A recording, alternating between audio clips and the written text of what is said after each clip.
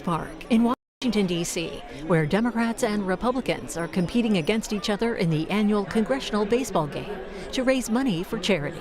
You're watching live coverage here on C-SPAN.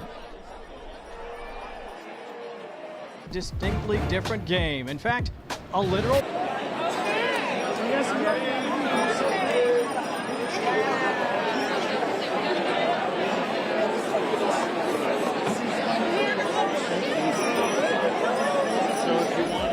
And with that, we welcome you inside Nats Park here in the nation's capital. Kevin Court, Chad Perkman with you. We'll be joined by Andy May down on the field in just a few moments. And I have to say, Chad, this is one of my favorite assignments, in part because it's a great contest, but also a great way to raise money. 32,000 tickets sold this morning for this game. Yeah. And guess what? Good weather. It rained during batting practice this morning, and the rain has gone away. So a good night for baseball. A lot of great things happening already here at the ballpark. You see the weather's breaking behind us, and the Republicans have been doing great things out on the diamond. In fact, Chad, they've won 5 straight. Yeah, Republicans, they have this kind of murderer's row in the middle of their lineup. They have Greg Stubbe. He's the Republican pitcher. Congressman from Florida. They also have Eric Schmitt, the senator from Missouri, and also August Pfluger, the third baseman from Texas. You know, there's an old saying that speed kills, and the Democrats are trying to use a little extra speed this year to get over the hump against the GOP. They have some new players. Shomari Figures, a Democrat from Alabama. He's going to start in center field. He pinch ran last year. And also Suhas Subramaniam, a Democrat from Northern Virginia. He used to run track. This should be a great night for baseball, but let's check in with the skippers and see what they're thinking about the contest. Let's send it down to Annie Mae. All right, thanks so much, Kevin. The Congressional Baseball Game for Charity. We are down here on the field with both managers, Roger Williams, as well as Linda Sanchez from the Democratic and the Republican parties. We're getting geared up, of course, for the evening tonight. We're so excited, obviously, because it's for charity. That's what it's all about. Talk to us a little bit about the night for you. It's a fun game. Been played since 1913. Both teams want to win. One will win, but we got a great crowd tonight. And the great thing is the charity's the winner. Up close to $3 or maybe over $3 million in charity to the locals around here. That's what it's all about, and schools and scholarships, etc. So it's a great time. The rain has come away from us. We're going to have a great game, and both teams look forward to it. Exactly. Both teams looking forward to it. He was saying it just then. We're nearing, what, $3 million that we're raising for charity. What does that mean to you and your family here? Well, it's amazing because the first years that I started playing, we didn't even raise $1 million. So over the years, the interest has grown. Obviously, the viewership has grown and the sponsorship, which is great. We now have raised just over $3.1 million this game. It goes to a lot of really worthwhile charities in the D.C. area that are really transformative, especially for youth. So it feels really good to do something for the greater D.C. community. Exactly. We've been doing this for a while. She just mentioned it. 5 years now you guys have been winning. What's your plan tonight? Well, the plan is what Linda's plan is: score one more run than the other team. If you do that, you win. That's it? That's the plan? That's the plan. All right, that's the plan. Linda, what's your side of things? What do you guys got going on tonight? So our big game plan is to try to put hits together to score runs. We get hits, but we don't put them together, and we stranded a lot of men last year on base. So this year we want to put those hits together and score some runs. All right, there you go. There you have it here from the field. Back up to you guys, Kevin and Chad. All right, Annie Mae, thank you so much as we take a look just over the right field fence. And you know what, Chad? That, my friend, is poetic. That is an omen. We finally have good weather today. There was some concern they might not get the game in, have a rain delay. Let's take a look at the GOP's batting order. We see Scalise, Schmitt, Pfluger, Elzy, Moore, Luttrell, Stubbe, Fenstad, Huizinga, and Harrigan. And I do want to point something out. Steve Scalise, Chad, will be leading off, but this is the custom for Steve Scalise. You know, he was injured in that shooting at the Congressional Baseball practice in 2017. He will hit, and then William Timmons, a Republican congressman from South Carolina, he will get down in a track stance, and at the crack of the bat, he will take off. After that, Scalise will join us in the booth, maybe in the second or the third inning, and then you will have Randy Feenstra batting in that position the rest of the game, and he will be playing first base. And we're looking at who's on the bump for the Democrats. And, of course, it is Chris Deluzio. 3 games, couple of starts, 0-2. That ERA is, let's just say, billowing. But it doesn't mean that he can't have a great night. By the way, he'll be batting second tonight for the Democrats, Chad. You know, something I want to point out here about the Democratic lineup. This is the first time that they have ever worn uniforms. It was just a couple of seasons ago that the Republicans went to all uniforms. Deluzio, he's from Western Pennsylvania, used to wear the Pittsburgh Pirates uniforms, but this year everybody is unified. The Republicans in red, the Democrats in blue.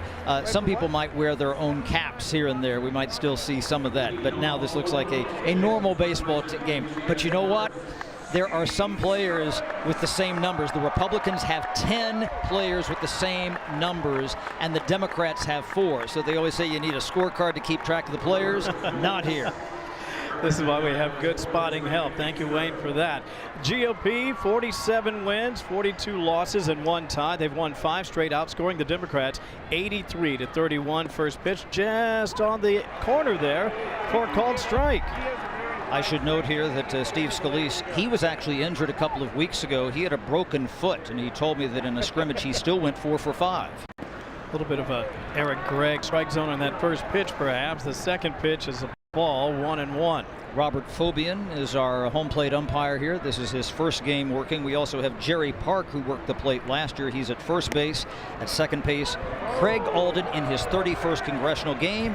And we also have John Epperson at third. And there we have our pinch runner here, William Timmons, Republican from South Carolina, ready to dash down the line. The 1-2 pitch, and Scalise takes a wave at it, and he is down on strikes. So a pretty nice start there for Deluzio. 1 up, 1 down, and 1 K on the board. Next up, of course, is going to be Eric Schmitt. And boy, can this guy hit. Left fielder.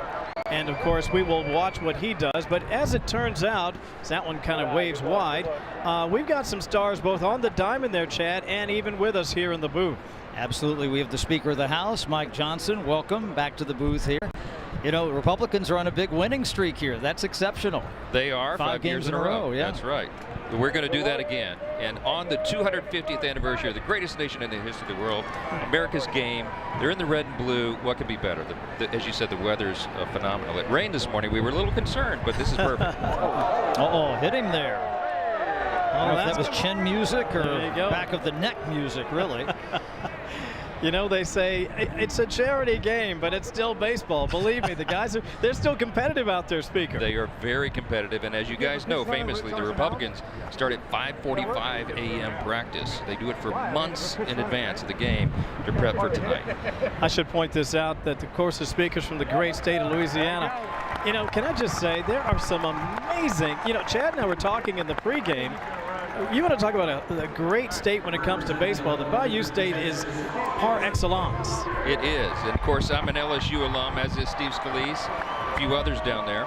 It's a great baseball school, of course. So we enjoy that. They won the national championship last year, as you know. Steve and I both got rings with our names on the side. Well, they've won 8 College World Series since 1991. And I was there in the mid-'90s. It was a great time for baseball at LSU in my era.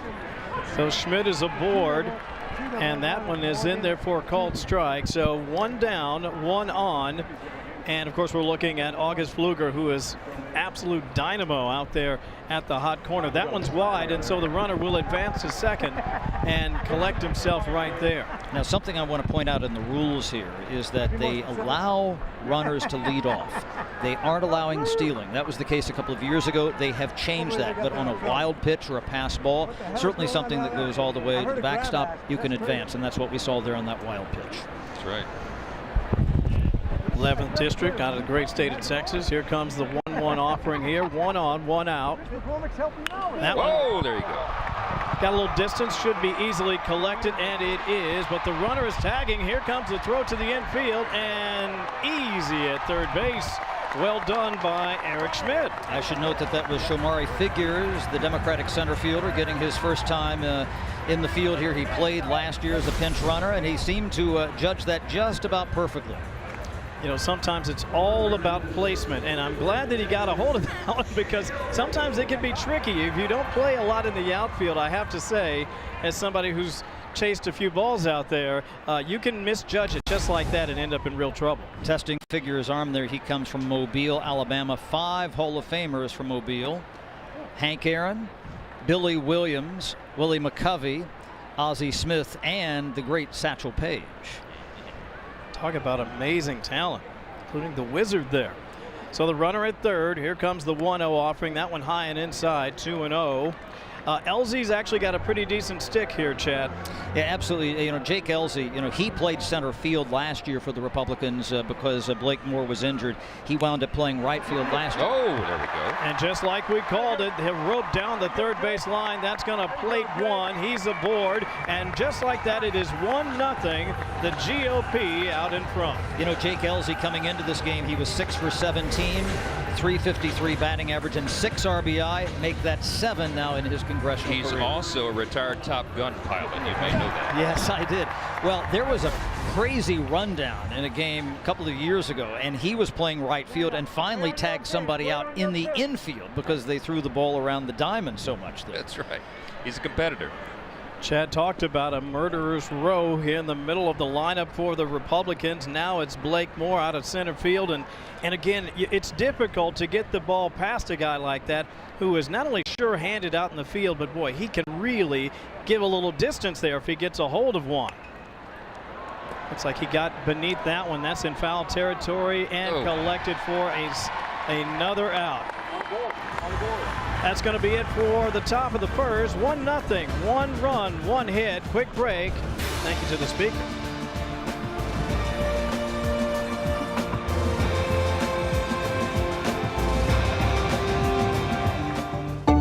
You look back on what you've achieved in your life, what makes you the happiest of what you've achieved so far? This interview is the absolute apex. Leaders seem to like to wear wigs. How come he didn't have a wig? President Trump said, I made a mistake the first time. I should have given it to you the first time.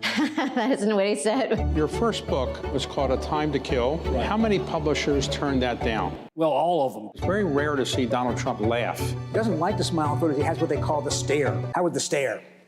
When you go to the Oscars, did everybody say, oh, there's the author? All the beautiful people go this way, and then they have another little path in the Oscars where the people like I go. So you wrote a book about somebody who lived with wolves. I interviewed a guy who lived with wolves, yep. And is that safe to do that? Absolutely not. So I know you were not complaining. You were opinionated about the situation, which is why we love you, David.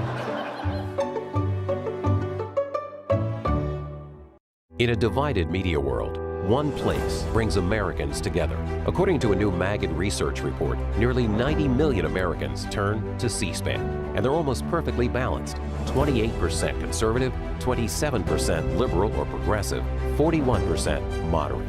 Republicans watching Democrats, Democrats watching Republicans, moderates watching all sides. Because C-SPAN viewers want the facts, straight from the source. No commentary, no agenda, just democracy, unfiltered, every day on the C-SPAN networks. Campaign 2026 is underway, and the stakes couldn't be higher. Every seat in the United States House of Representatives is up for grabs, along with 33 U.S. Senate races, and the outcome of both could reshape the balance of power in Washington. Voters will also decide 36 gubernatorial contests. From the campaign trail to election night, follow Campaign 2026 on the C-SPAN networks. C-SPAN, bringing you democracy unfiltered. Who's your representative? Who sits on which committee? Where do you even start? C-SPAN's official congressional directory. Get essential contact information for government officials all in one place. The Congressional Directory costs $32.95 plus shipping and handling, and every purchase helps support C-SPAN's nonprofit operations. Get your Congressional Directory by scanning the QR code or at cspanshop.org. Stay informed. Stay engaged.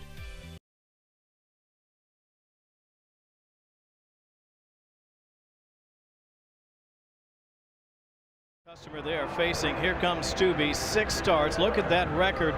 You know, I could go on and on about the stats, but I usually step back and let Chad do it.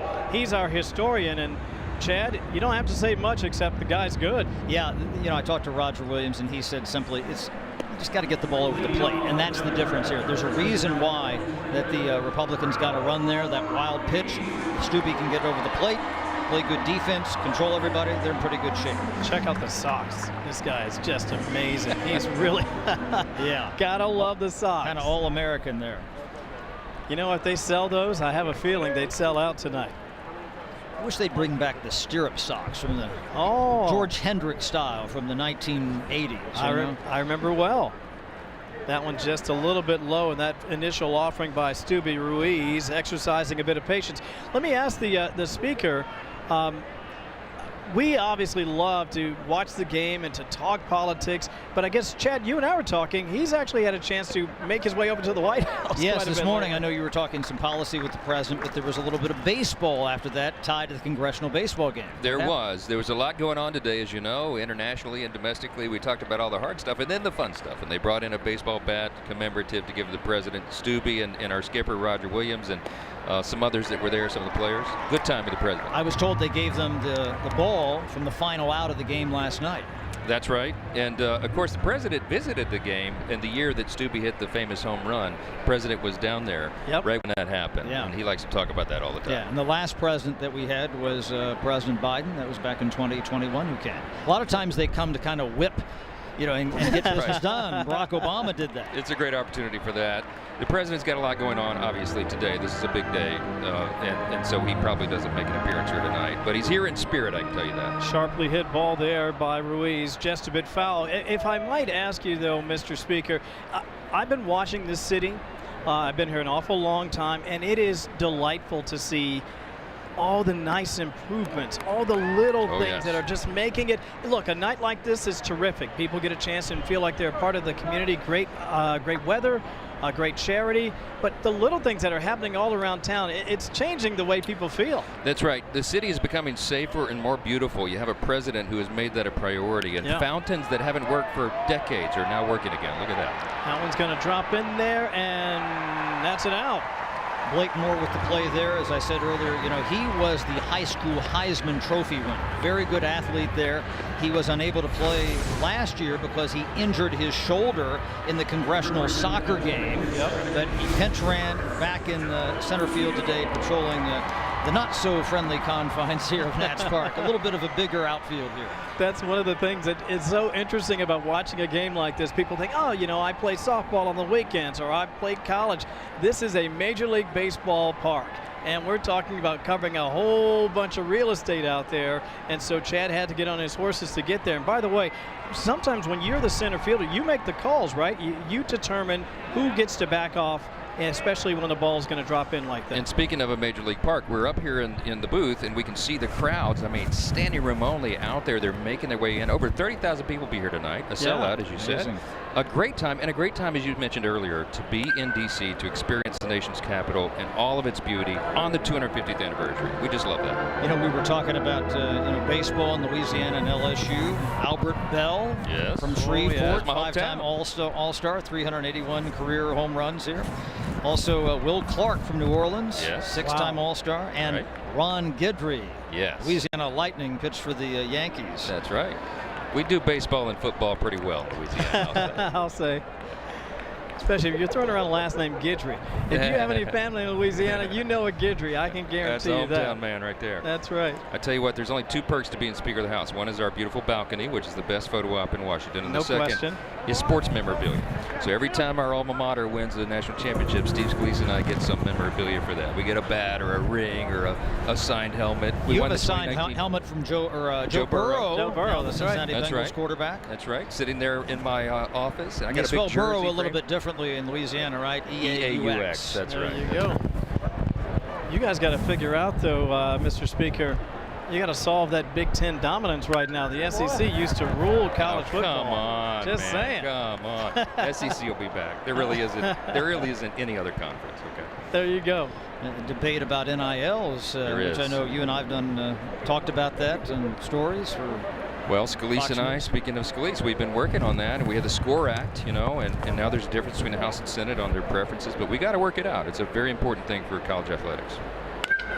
There's a hard chopper to third. As mentioned earlier, August is just so good at the hot corner. He easily erases Deluzio, and it is now 2 down for the Democrats. August Pfluger last year, he probably made the play of the game. Steady play here, made sure he had a good grip on the ball, fires to first base. Last year there was that line shot down the third base line. He stabbed it right at the line, got up, got the third out of the inning, Probably one of the best plays I have seen in this congressional baseball. Can I say this about my friend August? He uses precision in everything he does. He's also the chair of the Republican Study Committee, the largest caucus in Congress. The intellectual arsenal of conservatism. That's what we call that caucus. That's right. That's right. Impressive. Most impressive. That one just a bit low. This is Morgan McGarvey, the catcher for the Democrats. Used to play left field, injured his foot, broke his foot in the first inning of the game a couple of years ago. Catching this year. 3rd district out of the great Commonwealth of Kentucky. Over in Louisville, one of my favorite towns. What a great place to visit. Home of the Louisville Bats, AAA affiliate for the Cincinnati Reds. And how would you know that? Well, chopper to short. That's going to make its way into left field. That's a base hit. No error on that one. That was just a well-hit ball.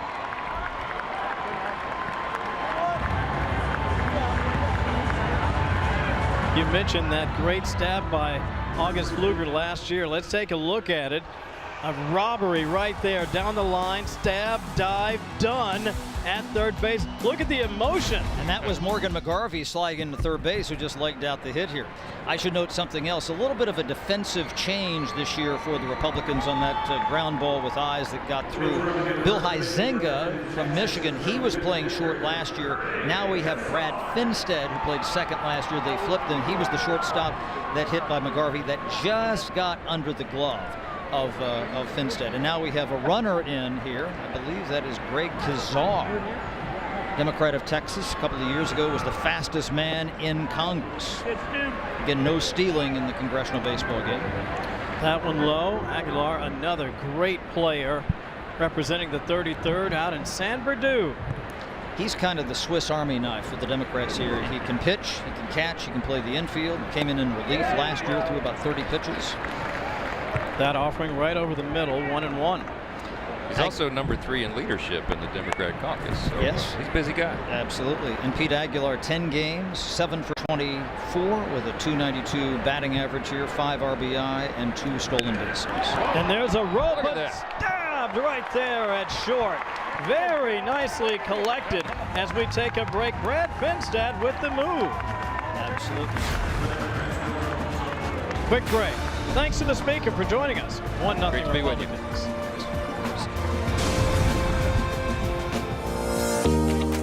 Start your day with Washington Journal, your window into the nation's capital. The only nationally televised forum for discussing the latest issues in Washington and across the country.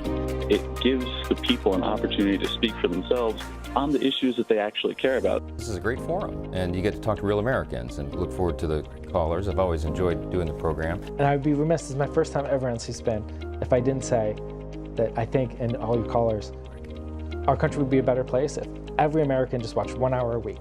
They could pick 1, 2, or 3. Join us for a live 3-hour conversation with a variety of congressional members and Washington influencers.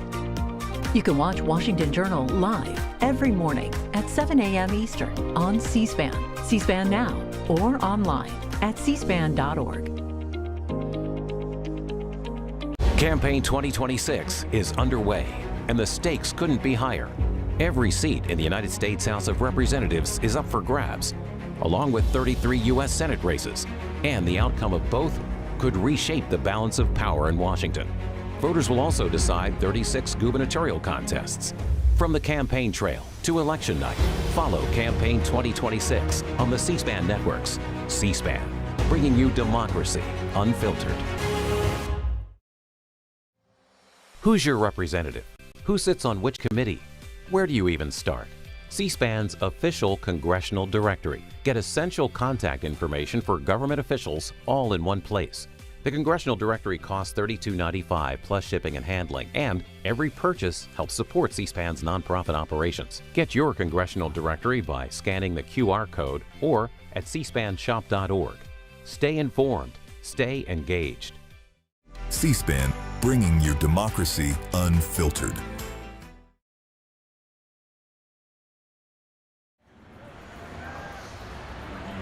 One nothing, the Republicans leading the Democrats as we enjoy the Congressional Baseball Game. Top of the second inning coming your way next as we take you back to 2018, Chad. This may have been one of the most extraordinary moments I've seen on a ball diamond. This was Steve Scalise almost a year just after he was shot on the practice field. The first pitch of the game, Raul Ruiz hit a line shot to his right. He made the play, threw him out at first, and with us now is the House Majority Leader, Steve Scalise. Thanks for joining us in the booth. Thanks for having me back up. And welcome back. What a memorable moment that was. That was a God moment, as we say, because I couldn't even walk or move, so they had me out there just to wave and get off of there after the first batter, who was a lefty. Raul Ruiz, who's a dear friend now, but he rocks it to second base, a little to my right, brings me down. I had no balance, so I'm on the ground. I look up at the ball's in my glove, and he's hauling down first base. So I said, now I got to make the throw from my knees because I couldn't get up. Right. And I got the throw right there to first base, and he was out. It was what a special moment. What was going through your mind when you said, "Oh my goodness, that you don't even get to sit in a little bit, get a couple of pitches"? Anything. I said, "What are you doing? I mean, this is not supposed to happen." But then once I got the ball, I said, "Okay, I got to make this throw." He's running down. He's trying to get on first base. And so I knew I had to make the throw. Well, as soon as I made the throw, the place has gone nuts, and everybody's running in because of the emotions. Look, I was shot, but everybody was shot at that day a year before, and so the emotions were released. Look at this rocket. Morgan Luttrell, that one heading out to left field. Playing his last game of Congressional Baseball. Boy, is he making it count. That was a beautiful hit. Yeah, he really got into that one. It's Jimmy Panetta, the left fielder, played center field last year. Jimmy Panetta, the son of the former congressman, defense secretary, CIA director, Clinton chief of staff. Yeah, exactly. Jimmy Panetta, Leon Panetta, the father. Yeah, look, he didn't hesitate. They're bringing a pinch runner. Morgan's our catcher, and that is hard. You catch that whole game, and you go out there and hit rocks like that. He's going to have somebody running for him. Oh. That one's just a bit outside from DeLuzio. You know, we were talking about famous folks from Louisiana in the baseball world. The one that always got me here was Rusty Staub from New Orleans, six-time All-Star. Le Grand Orange, one of the first big stars in Canada when he played for the Montreal Expos. Yeah, Rusty was a great player. Played for Jesuit High School in New Orleans. That was our nemesis. I went to Rummel High School. Rusty played for Jesuit. Will Clark played for Jesuit High School. They won state championship my junior year. They were a real team, I'll tell you what. Old-timers like Mel Ott, also from Louisiana. Bill Dickey, Hall of Famer, 7-time World Series champ. Lee Smith, one of the best relievers in Major League history from Cubs Gretna. reliever, was a great player. Great Cardinal. And Cub. Yep. That's right. There you go. Ron Guidry, don't forget the Ragin' Cajun, played for the Yankees. Boy, he could throw smoke. Yeah, 25-3 in 1978 on that team. The Yankees won their second consecutive world title, went to 3 consecutive World Series. Sure did. One back in 1977 and 78. He was a phenomenal player. Led by Mr. October himself. Yeah, Reggie was leading off that team. That's right. Craig Stubbe, 4 extra base hits, 10 ribs, batting .550. Of course, only player ever to knock it out of Washington National Ballpark in the Congressional Baseball game, so he can really take it. He gets a walk here. They don't want to give him anything easy to hit. I was going to say, this is how you know they're just taking it easy. DeLuzio's smart. He's going to throw over the head. He's going to throw outside. He takes it easy and gives him the free pass. You know, speaking of Louisiana players, how about Cedric Richmond, your friend, former Democratic congressman? Yeah. You know, he threw nothing but smoke. He pitched at Morehouse College. About 80 miles an hour in the strike zone. We don't miss him in the game, Chad. I love Cedric. I saw him a couple of weeks ago, and he said, "You think I could come out again?" I said, "Not a chance." He was too good. And of course, the morning of the shooting at the practice, you know, he came to the hospital, saw you. First person to come to the hospital. Talk about your relationship with Cedric Richmond across the aisle. In the State House together, and look, those relationships, those are special because, you know, you work with Republicans and Democrats. Look, you just got hit. That's a third walk. It's a freebie issued by DeLuzio, and this is a freebie the old Don Baylor way. There you go. Take it. Huizinga's up now.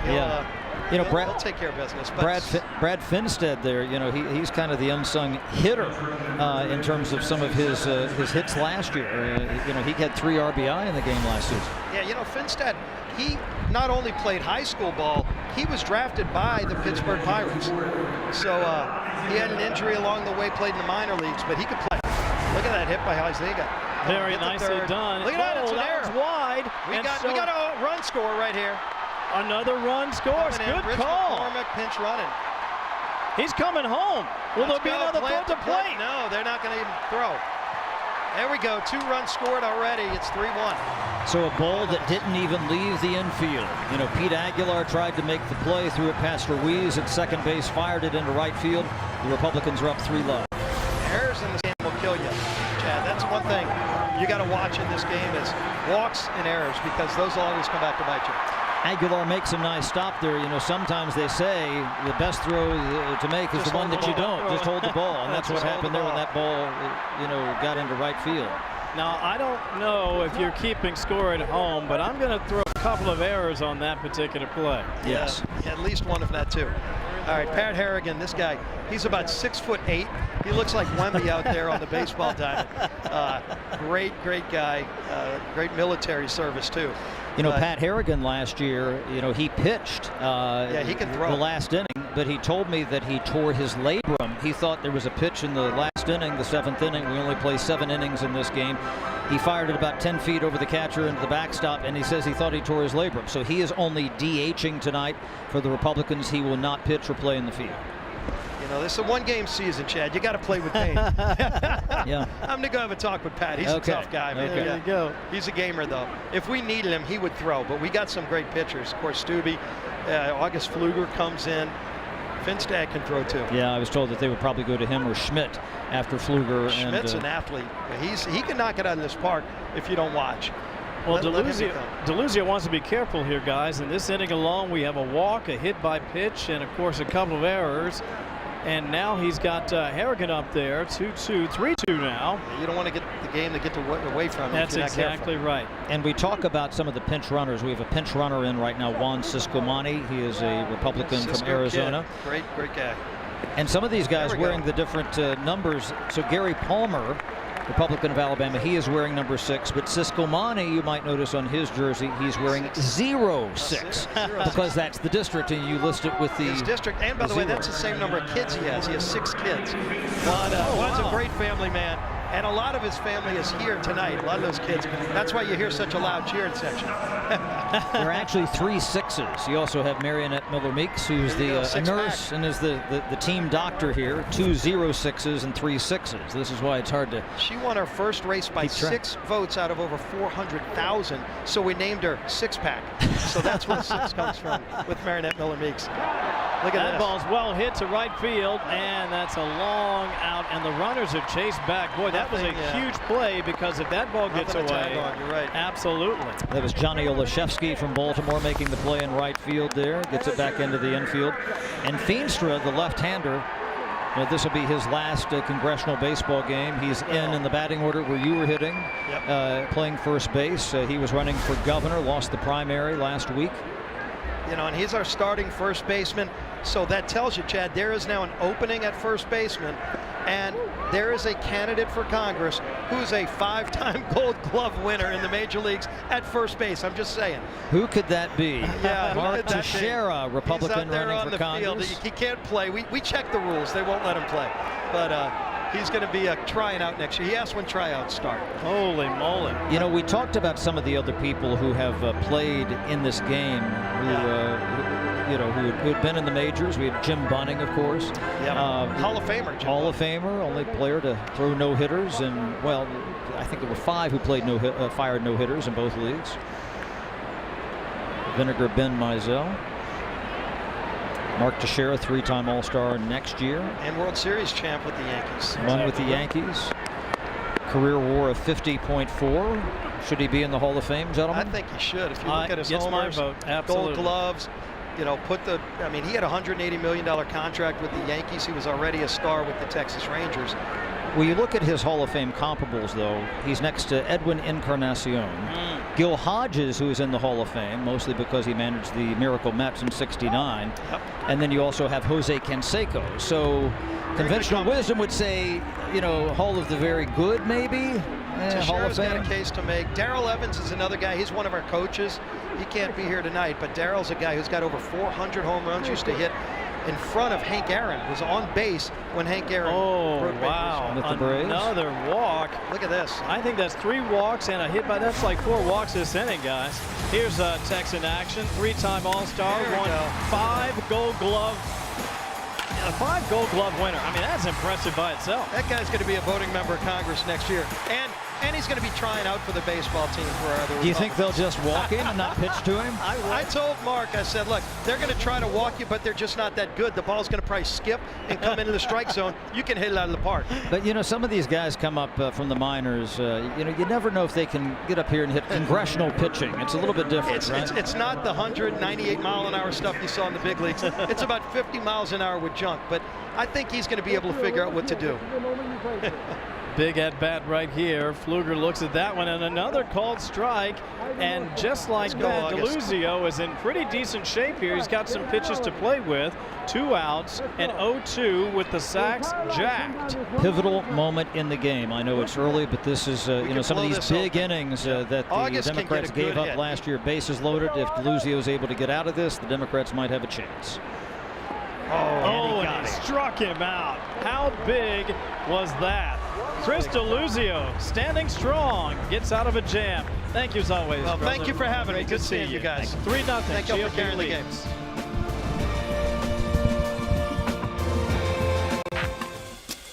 On this episode of Book Notes Plus with our host Brian Lamb. Dr. Lerone Bennett Jr. was born in Clarksdale, Mississippi on October 17, 1928. He spent over 50 years with Johnson Publishing. Ultimately, became executive editor of its Ebony magazine. Bennett died at age 89 on February the 14th, 2018 in Chicago, his home base of many years. Dr. Bennett's mother worked as a maid, his father a chauffeur. Their son graduated from Morehouse College in Atlanta. His Book Notes television appearance was on July 21st, 2000. Bennett provided a different view of what is normally written about Mr. Lincoln. Lerone Bennett claimed that Lincoln was a racist at heart and had little interest in abolition. An interview with the late Dr. Lerone Bennett Jr. about his book, Forced into Glory, Abraham Lincoln's White Dream. Book Notes Plus with our host Brian Lamb is available wherever you get your podcasts and on the C-SPAN Now app. C-SPAN is as unbiased as you can get. You are so fair. I don't know how anybody can say otherwise. You guys do the most important work for everyone in this country. I love C-SPAN because I get to hear all the voices. You bring these divergent viewpoints and you present both sides of an issue and you allow people to make up their own minds. I absolutely love C-SPAN. I love to hear both sides. I've watched C-SPAN every morning, and it is unbiased, and you bring in factual information for the callers to understand where they are in their comments. It's probably the only place that we can hear honest opinion of Americans across the country. You guys at C-SPAN are doing such a wonderful job of allowing free exchange of ideas without a lot of interruptions. Thank you, C-SPAN, for being a light in the dark. Best ideas and best practices can be found anywhere. Well, we have to listen so we can govern better. Democracy depends on heavy doses of civility. You can fight and still be friendly. Bridging the divide in American politics. You know, you may not agree with a Democrat on everything, but you can find areas where you do agree. He's a pretty likable guy as well. Chris Coons and I are actually friends. He votes wrong all the time, but we're actually friends. The horrible secret that Scott and I have is that we actually respect each other. We all don't hate each other. You two actually kind of like each other. These are the kinds of secrets we'd like to expose. It's nice to be with a member who knows what they're talking about. You guys did agree to the civility, all right? He owes my son $10 from a bet. He is never paid. Fork it over. That's fighting words right there. Glad I'm not in charge of it. I'm thrilled to be on the show with him. There are not shows like this, right? Incentivizing that relationship. Ceasefire, Friday nights on C-SPAN. Jimmy Panetta. Not a pretty good player here. You know, Panetta talks about going up to the Congressional Baseball Game at Memorial Stadium back in 1975 when his dad was playing. You know, they've moved the game around. They had played at Griffith Stadium here. They played at Memorial Stadium. They played at RFK Stadium, Bowie Bay Sox Stadium just east of Washington, D.C., which is the home of the Bowie Bay Sox. One year they played at 4 Mile Run Park back in Alexandria. That one hard hit to third. Long throw by Pfluger and right on time. You know, I mentioned Panetta there, Chad. Again, don't be surprised if you haven't seen the game before. Some of these guys really can hit that baseball. I mean, he's batting .478, got a knock and 13 ribs. He knows what he's doing out there. This time, August Pfluger, right place, right time to rob him of a base hit. Yeah, he just hit it right at Pfluger there, and Pfluger has made 2 spot-on plays from third base. Hard hit balls by the Democrats so far, and the Republicans, meantime, when they were up, they had hit 3 hard hit balls, not in the infield, but to all 3 outfield positions. Pfluger to center, Luttrell to left, and then Feenstra to right. So the Democrats are hitting the ball, but the Republicans are hitting the ball to the outfield, which is the difference so far. Stubbe with a bit of off speed right there into Kevin Mullen, representing California's 15th San Mateo County. 0-1. You know, Mullen is the DH, one of the 2 DHs tonight. He played left field a couple of years ago. He injured his knee, and he made a circus catch, turned into a double play. He dove down the left field line, made the catch, and Joni Ernst, the Republican senator from Iowa, kind of went off the base there, didn't tag up, wasn't sure if they had made the catch, and they doubled her up to end the inning. 0-2 offering, and Stubbe once again is absolutely rolling. He had 7 strikeouts last year in this contest, and it looks like nope. And that's going to be another one.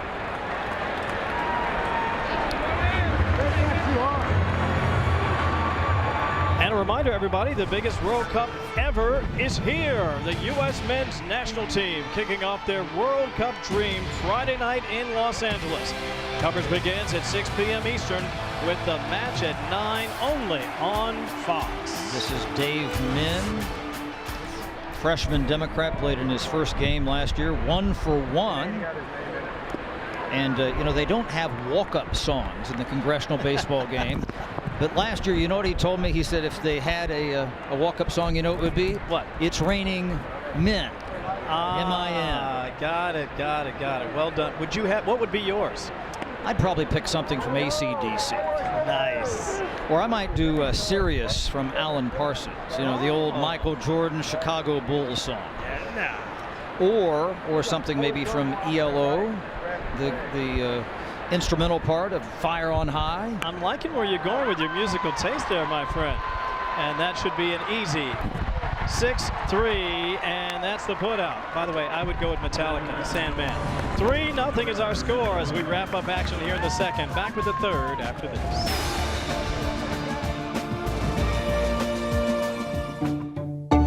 You look back on what you've achieved in your life, what makes you the happiest of what you've achieved so far? This interview is the absolute apex. Leaders seem to like to wear wigs. How come he didn't have a wig? President Trump said, I made a mistake the first time. I should have given it to you the first time. That isn't what he said. Your first book was called A Time to Kill. Right. How many publishers turned that down? Well, all of them. It's very rare to see Donald Trump laugh. He doesn't like to smile in photos. He has what they call the stare. How would the stare?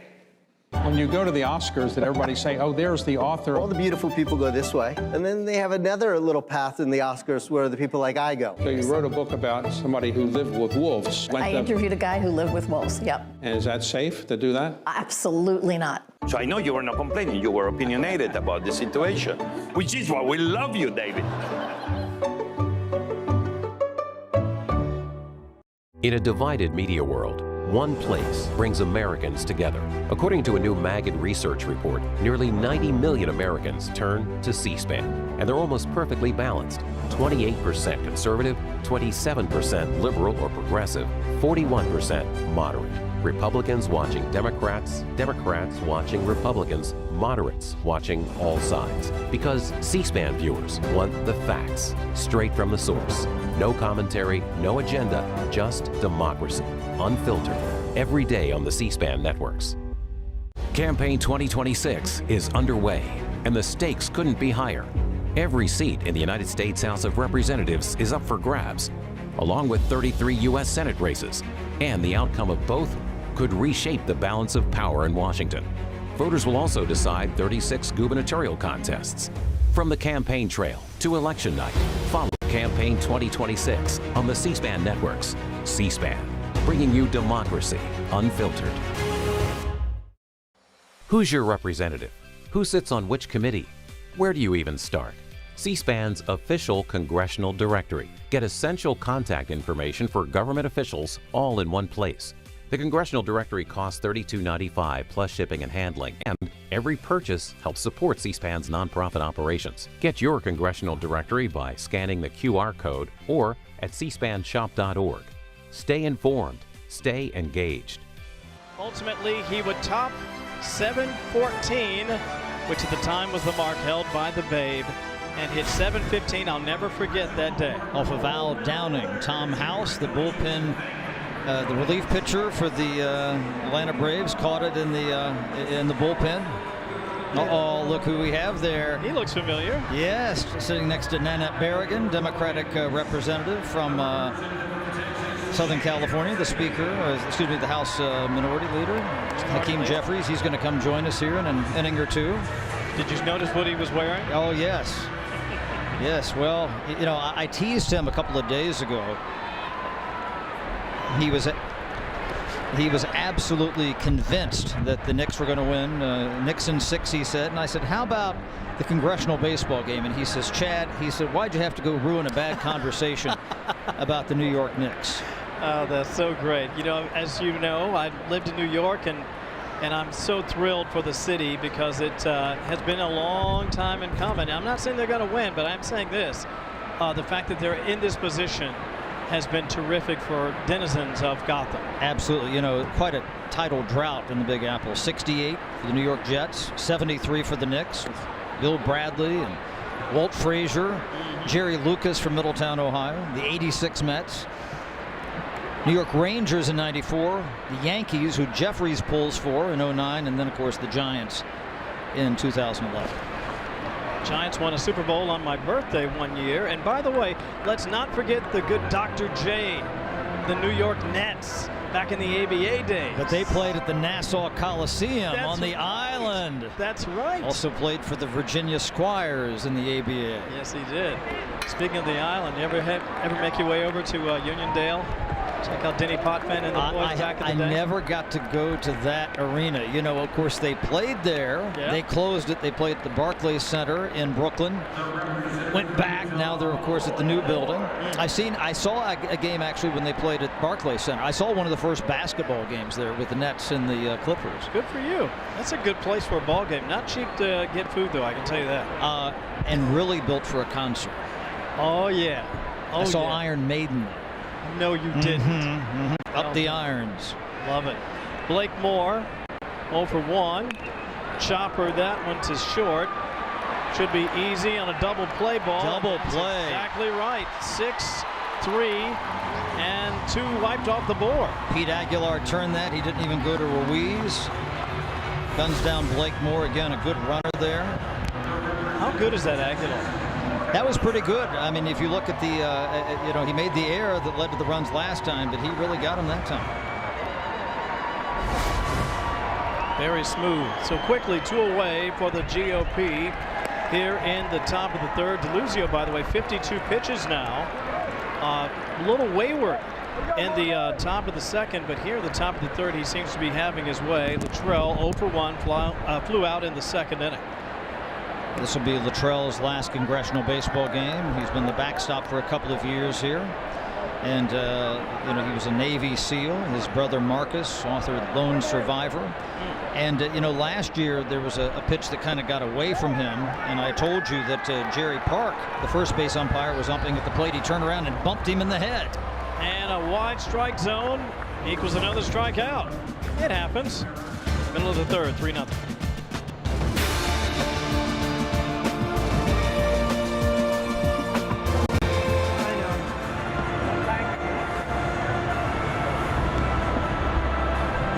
And 50 years, and C-SPAN is there to mark every moment, from the signing of the Declaration of Independence to the voices shaping our nation's future. From famous speeches, "Give me liberty or give me death," to battle reenactments and visits to key historic sites across the country, we bring you unprecedented, all-platform coverage, exploring the stories, sights, and spirit that make up America. Join us for remarkable coast-to-coast coverage featuring key events from our past that make possible the unlimited opportunities of our future, celebrating our nation's journey like no other network can. America 250, over a year of historic moments. C-SPAN, official media partner of America 250. Best ideas and best practices can be found anywhere. We have to listen so we can govern better. Democracy depends on heavy doses of civility. You can fight and still be friendly. Bridging the divide in American politics. You know, you may not agree with a Democrat on everything, but you can find areas where you do agree. He's a pretty likable guy as well. Chris Coons and I are actually friends. He votes wrong all the time, but we're actually friends. The horrible secret that Scott and I have is that we actually respect each other. We all don't hate each other. You two actually kind of like each other. These are the kinds of secrets we'd like to expose. It's nice to be with a member who knows what they're talking about. You guys did agree to the civility, all right? He owes my son $10 from a bet. Mr. Vice President, fork it over. That's fighting words right there. Glad I'm not in charge. I'm thrilled to be on the show with him. They're not shows like this, right? Incentivizing that relationship. Ceasefire, Friday nights on C-SPAN.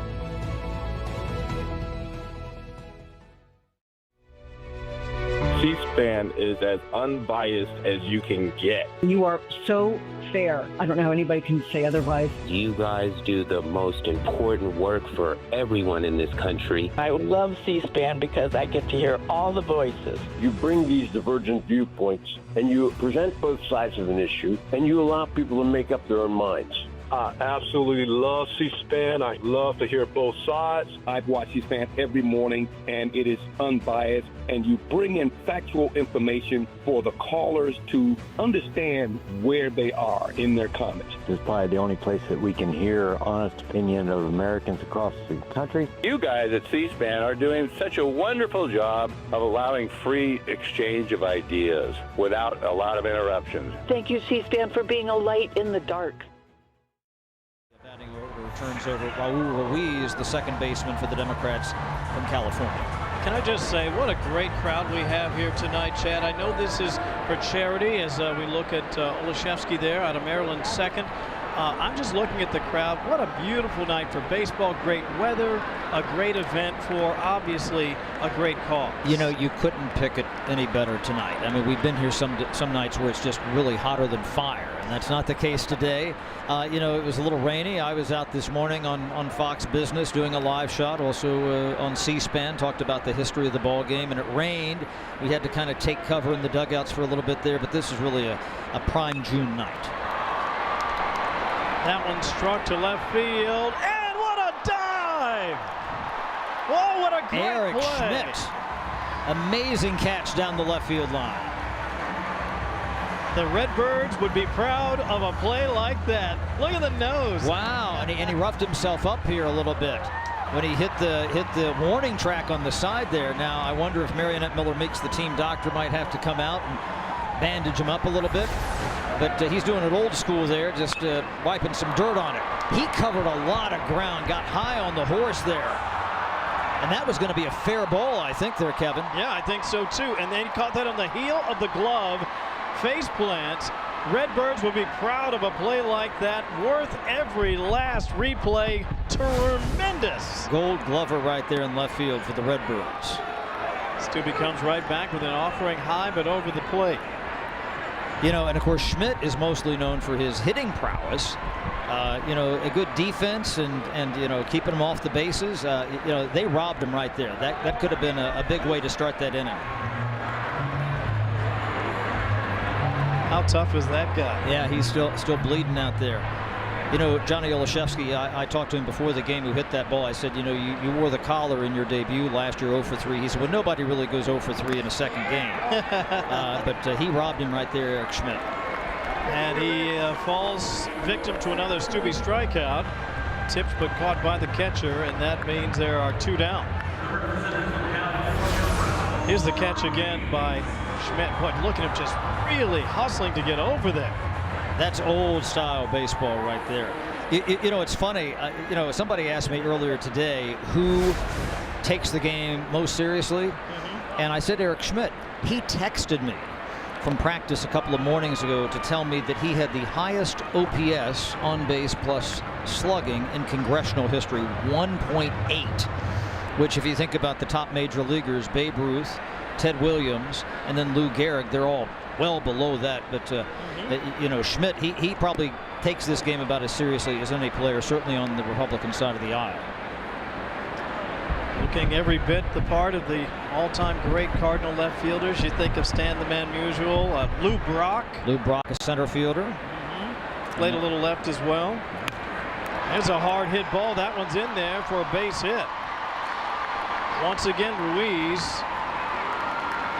is stellar with the bat. That's why he hits leadoff for the Democrats. And had Olszewski obviously gotten that one to drop in, maybe gotten 3 bags out of it. Yep. This would be a tie ball game, or 3-1 right now, and Democrats starting to scratch back. We're going to have a runner here for Ruiz. It's a Greg Kazar from Texas. What's the benefit here of having all these pinch runners? Well, the idea that some of these guys, you know, keeps them fresh. That's the first thing. The second thing here is that you also have, you know, some guys who are just faster. You know, Greg Kazar, as I said, he won what was called the Capital Challenge a few years ago, and he had you know, was considered to be the fastest man in Congress. Now, those are distances, and back when they were allowed to steal, that made things a little bit different for the Democrats, and he did steal a couple of bases for the Democrats a few years ago. Have wheels, will travel. Here comes the 1-0, 2 outs from Stubbe. That one chest up. Nope, that's got to be a call. We'll bring you in after the next half inning. That's in there for a called strike. DeLuzio did not like that one bit. Boy, it would be sweet justice if he could manage to get a base hit here. That might even plate that excellent speed at first. Hard hit ball, but chopped foul. That makes it now 1 ball, 2 strikes. 38 pitches now for Stubbe. He is in position, if he's successful here, to get out of this inning with under 40 pitches in the ballgame. You know, Kevin, we missed somebody on our list of great St. Louis outfielders. Curt Flood. Oh, great Curt Flood. And another strikeout by Stubbe.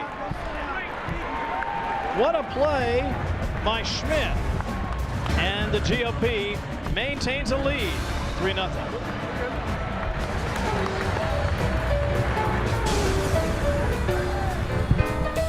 You look back on what you've achieved in your life, what makes you the happiest of what you've achieved so far? This interview is the absolute apex. Leaders seem to like to wear wigs. How come he didn't have a wig? President Trump said, I made a mistake the first time. I should have given it to you the first time.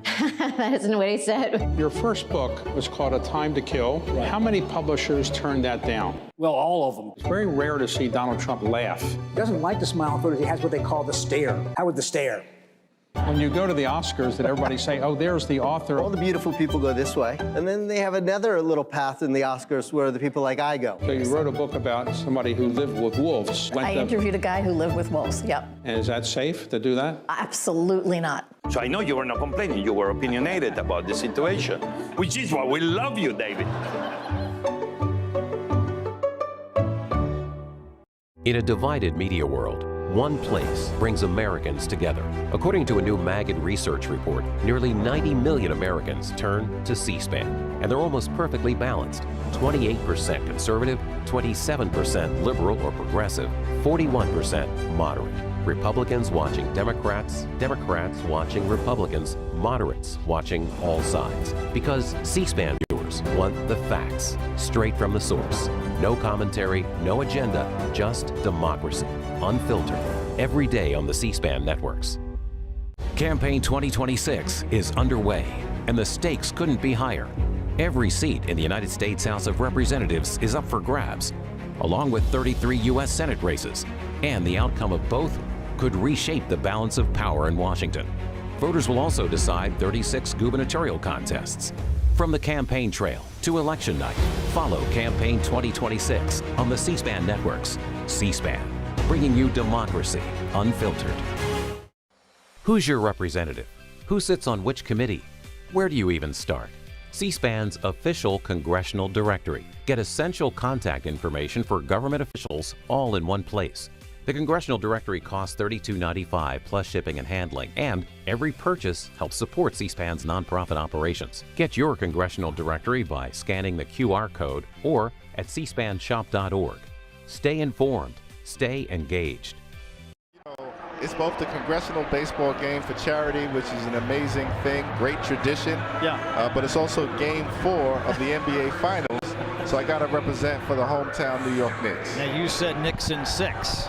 Knicks in 6, and look, I think we're going to win tonight, and then we'll go to San Antonio up 3-1, then we'll see what happens. Worst case scenario is that we win it at home in Game 6. Daytime back on the diamond here. A hard hit ball, good for a base hit to left field. But again, great tracking there down the left field line by Panetta to hold Stubbe to a single. Greg Stubbe with the long single.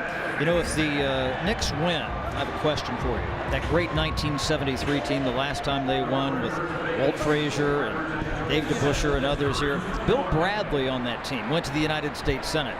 So if they win, who would you pick to go to the Senate from that basketball team? Oh, that's a very interesting question.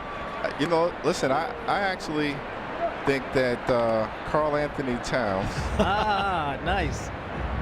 is very thoughtful. All of them are very thoughtful, but he's been particularly, you know, thoughtful over the last playoff run. And he's not from New York, so I'm not threatening Schumer or Gillibrand. And so I think that's the right answer.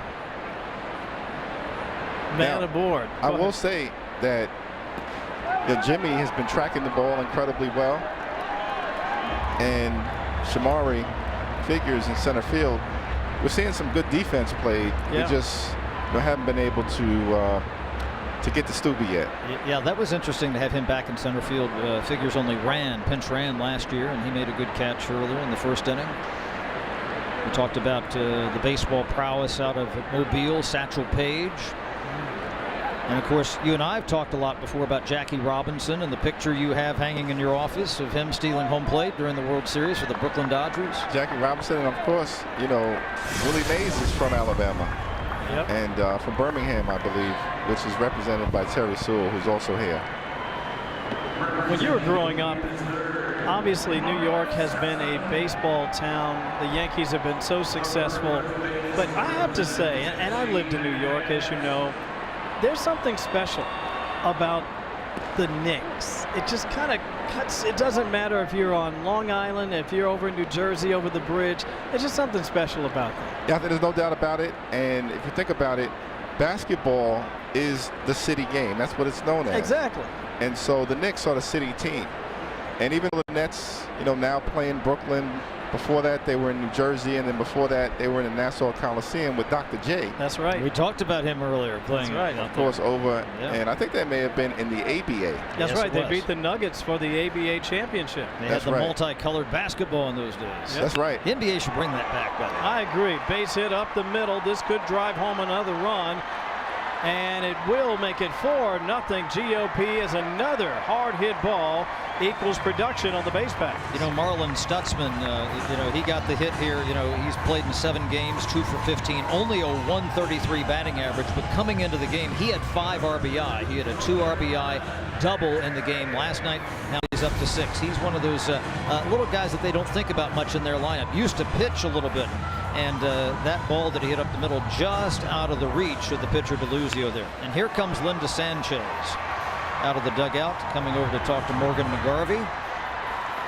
Time for a conversation. We've seen a couple of walks here by DeLuzio, a couple of hit by pitch, and of course that offering. Now again, no disrespect, I think he's doing a fine job, but every now and again you have to make some changes to stay competitive. I see Cisneros right there. Yes, this is Gil Cisneros, the Democratic representative from California, coming into the game for Alex Padilla, playing first base there. You know, and they got together with McGarvey. I thought she was going to go out to the mound.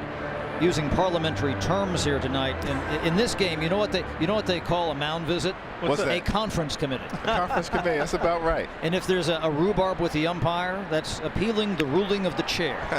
Chopper into right field. That's going to advance the runners. Should lead the Sox. Jack Nola. Runner's going to try to come home. and the throw will not be in time. Make it 5-0 Republicans. Yeah, they just didn't get that ball back into the infield quickly enough. They hesitated. Ruiz did a bit at second base there. That's Matt Van Epps, who is new to this team, Republican from Tennessee. Won a special election a couple of months ago. Replaced Mark Green, former chair of the House Homeland Security Committee, who resigned. Can I just say, one of the things that people don't talk enough about when it comes to baseball, is you really get your cardio in. You are running a lot. You're running after balls. You're running on the base paths. And a lot of these guys are in pretty good shape. Yeah, there's no doubt about it. I mean, I played for a couple of years, and certainly is the case that I found the practice was just great exercise, great camaraderie to be out there in the morning, and then, of course, on game day. Wonderful experience to be in National Stadium. You stole a lot of bases when you played. I did steal a lot of bases. You know, it was interesting. I was asking one of the former players, Nanette Balagan, earlier today. Apparently, they've taken stolen bases out of the game. Yeah, that was the thing with Greg Kazar running for you guys. Now, talk to us about what's happening right here. The Democrats were holding them tight, and it seemed like last year, same thing happened, and then there was always an inning where everything started to go downhill. Yeah, no, that's unfortunate. I mean, I think we were playing well, holding them pretty tight, as you indicated, and then not necessarily errors occurred in this inning, but you know, Republicans have been very aggressive on the base paths, and we haven't necessarily been as aggressive in getting the ball back into the infield or getting the ball to home plate. I think that's a fair point. Let me ask you, growing up, I mean, we talked about Jackie. Who else did you like in baseball? Were you a Reggie fan? Did you have other guys that you were fans of in terms of baseball growing up? Yeah, I really started locking in on baseball in 1977. I was 7 years old. Mr. October. And Mr. October, Reggie Jackson. But that team, whether it was Greg Nettles or Willie Randolph, certainly Chris Chambliss, Goose Gossage. Chambliss hit the home run to send the Yankees to the series in 1976, Game 5 of the 76 NLCS. That's right. And then, of course, we had ALCS, I should say. ALCS, that's right. So it was a great team, 7-17, 70-18. Billy Martin, you know, as the coach. Ron Guidry, who was a great pitcher, and that's what hooked me on baseball. Yeah, we talked about Guidry a little bit earlier. So we talked about the photo in your office of Jackson, of Jackie Robinson. Here he is, 1955, Game 1 of the World Series, sliding in there, Yogi Berra. Your thoughts? And for the people who are young, and a lot of youngsters watching tonight, those Dodgers were in Brooklyn, not Los Angeles. No, those Dodgers were in Brooklyn, and there's still a lot of people who are bitter about the fact that the Dodgers left back at home. Including my father-in-law. That's right. Who's from Brooklyn. I know some family members that are still mad about the Giants. Okay, I'm just saying. They're like, wait a minute, the Giants left New York and they went over to San Francisco. I mean, could you imagine that we had the Yankees, the Dodgers, and the Giants? Wow.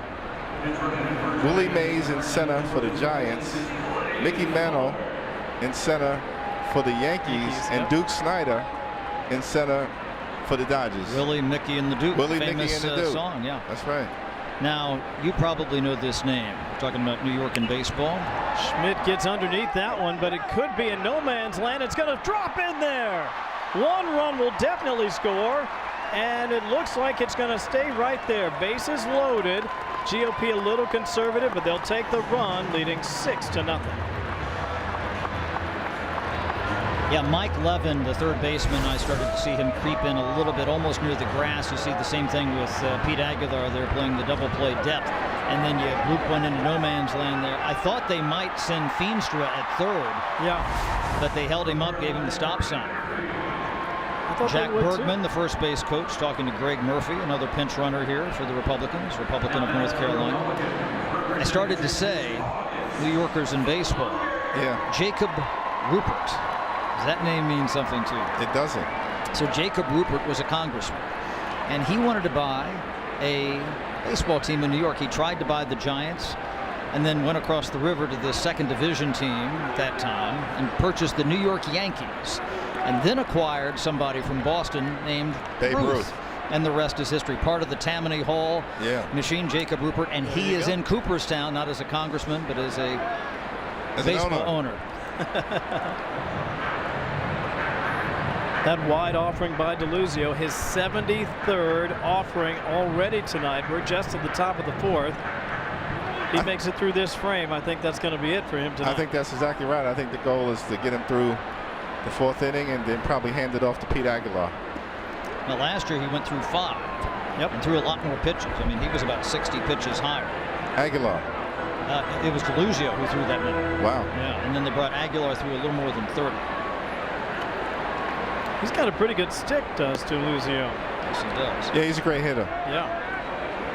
So the Republicans have been crowing a lot about Mark Teixeira, the former Yankee, probably going to win next year in Texas, come to Congress. Is there anybody in the Democratic farm system coming up who might bring some salvation to the Democrats? Not yet, but we got to do some super scouting, because with Teixeira on the way, that's going to be a big problem.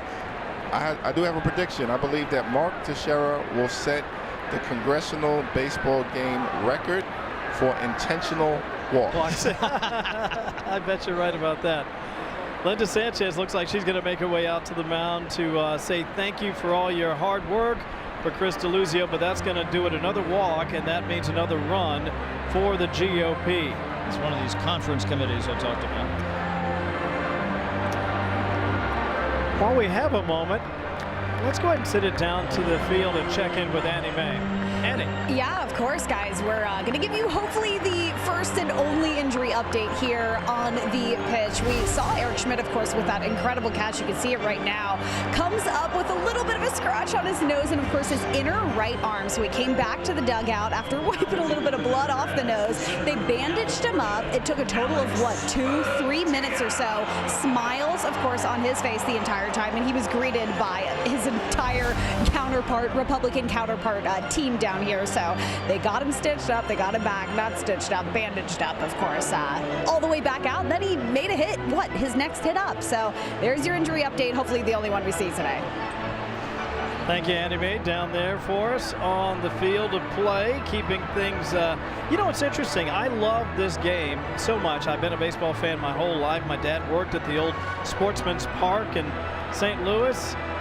For me, it's fun no matter what. I will attend spring training. That's as much of a baseball fan. Have you been a baseball fan to go to spring training at all? I've been able to go to spring training once at the invitation of Congresswoman Kathy Castor, who represents the Tampa Bay St. Pete area. Yep. And so she invited me down to spring training to see the Yankees play. I'm a Yankees fan. Yep. I'm a Jets fan, long-suffering Jets fan. Long-suffering indeed. And of course, a Knicks fan. Well, we can't thank you enough for your time tonight, and obviously there are those who will say go Spurs, but I think there are a lot of folks in this part of the country that are going to say go Knickerbockers, and thank you for spending a bit of your time with us, and I hope you enjoy the game tonight. Thank you much. Appreciate you both. Thanks, Mr. Leader. Thank you. Thank you. Minority Leader Hakeem Jeffries joining us here at the Congressional Baseball Game of 2026. Of course, this contest for charity. Alex Padilla getting in a couple of warm-up throws. One game in his career of the Congressional Baseball Game, couple of innings pitched, and just a couple of earned runs. They took him out from first base. Alex Padilla didn't play in the game last year. He went home to deal with DHS-related issues, and so he didn't wind up playing. But this is the first time he's been back to pitching. His pitch mix is this. He throws a fastball, a curveball, which is kind of a Kershaw 12-6, he says, and also a screwball a la Fernando Valenzuela, who was one of his heroes, being from Southern California. So it kind of runs inside, and he used to throw a split finger fastball, but he kind of ditched it. I'm glad you mentioned Fernando Valenzuela. It's just there are some players that transcend a moment in the sport, and I just really loved what he meant to Major League Baseball back then. 6-time All-Star, won the Cy Young, and he was the Rookie of the Year. In '81, he won his first 8 starts, 5 of them by shutout. Truly Fernando Mania was a moment in time for baseball fans, young and old, and not just here in the States, but especially over in Mexico as well, as we see a batter hit by that pitch right there. That's going to mean yet another run in for the Republicans, make it 8-0. So here we have Catherine Clark, the House Democratic Whip from the Boston area. Thanks for coming in here. So what's going on here with this score? They're running up the score 8-0. They're looking like the Red Sox. Well, the Red Sox are 13.5 out and haven't won since 2018. Well, where's Big Pappy and Yaz when you need them? Where is Big Pappy? There's a shot that could fall into the gap in right center field, and it does. And we've got runners moving a many. 1 run will score. 2 runs will score. Could be 3, and indeed, that is going to clear the bases. And the GOP is on a roll, 11-0. The onslaught is on here. What do you do, Ms. Clark? Well, we keep the faith as we always do, and this is America's pastime. And we believe that we are here for the American people, so we're going to keep the faith and keep fighting. I just love your enthusiasm, especially because, again, notwithstanding the score, this is about charity. This is about America's favorite pastime. This is a lot of fun, no matter which team you're cheering for. It's a lot of fun, and it's great to have all our staff here and family members, and it's been great. All these kids have been on the floor of the House of Representatives because they're in for the game. And it's just really nice to come together for a good cause and have a great night. So what do the Red Sox and the Democrats have to do to get back on track? Red Sox lost to the Rays today 7-5. Oh my God. It's like, listen, Red Sox are having a building year, and building year here too for the Dems. And well, we're a little worried about some of the recruits that we've heard about coming in for the Republicans. Mark Teixeira. Yes. Yeah, I betcha. And so we miss Cedric very much, but it really is. It's something we all look forward to, and it's a great evening, and I hope that we do better, but we plan on doing better in the fall, so we're going to work for that. Talk a little bit about people, giving here. They set a record this morning, $3.2 million to the 44 charities here in D.C. I mean, that's just a staggering figure. I remember a couple of years ago it was in the low 2 millions. They've gone up by a third with that. That's really something, just the stature of this game over the past couple of seasons.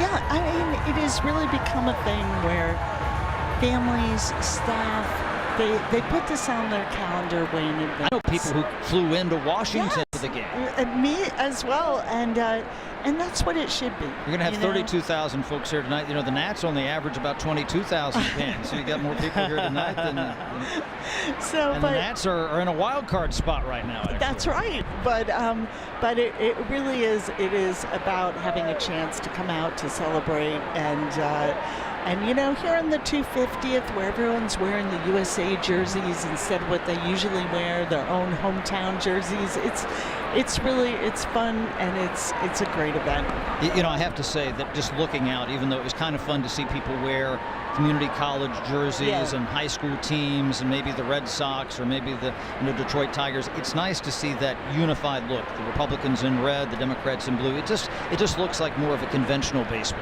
how it should look. It's nice colors, patriotic colors on both sides. Right, and we're color coded because we love that. Absolutely. And you guys are always on the third base side, left field line, and the Republicans are on the right field side. Right. So politics with the baselines here. So, but it's it is nice, especially this year in the nation's 250th, to be able to be out here, have sort of the uniforms reflect where we are, because at the end of the day, we're all patriots, and we believe in this country, and we believe in baseball and family. So. And to that end, we were talking earlier about the beautification that's ongoing here in the nation's capital. It's just terrific. I talk to visitors all the time, and they just love it. Great time for the city, great time for fans of baseball, and another pass ball there, so that's another walk. That was ball 4 there. Yeah. Ball 4, yep. So that means runners now on first and second. Padilla hoping to slam the door here on what has been already a productive inning for the GOP. Talk to us here a little bit about women's involvement in the game. Linda Sanchez, the first Democratic manager, former House Speaker Nancy Pelosi, a huge baseball fan. Huge baseball. Her huge dad, sports fan in general. Yes, Well, I remember, she went when the Niners were playing and the Giants were in the World Series. There was a day one time she went to the Niners game in the afternoon and the Giants game the World Series game in the evening. Yeah. But Nancy Pelosi, her father was partly instrumental in bringing the St. Louis Browns to Baltimore become the Baltimore Orioles. He was a congressman and got Memorial Stadium built, and she's a huge, as you know, baseball fan. Has quite a cannon of baseball bats, Willie Mays and Willie McCovey, in her office.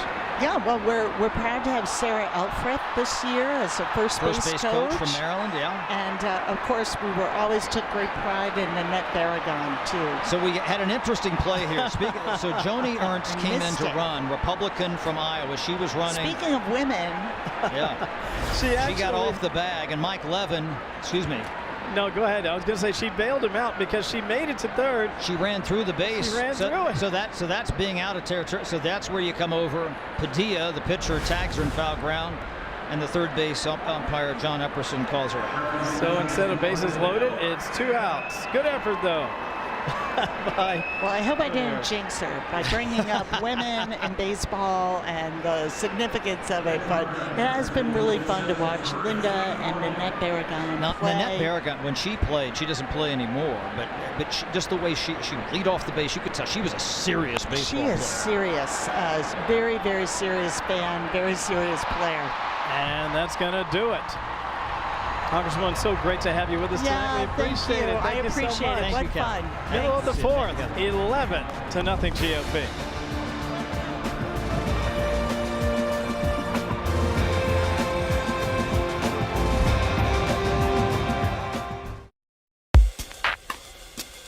On this episode of Book Notes Plus with our host Brian Lamb. Dr. Lerone Bennett Jr.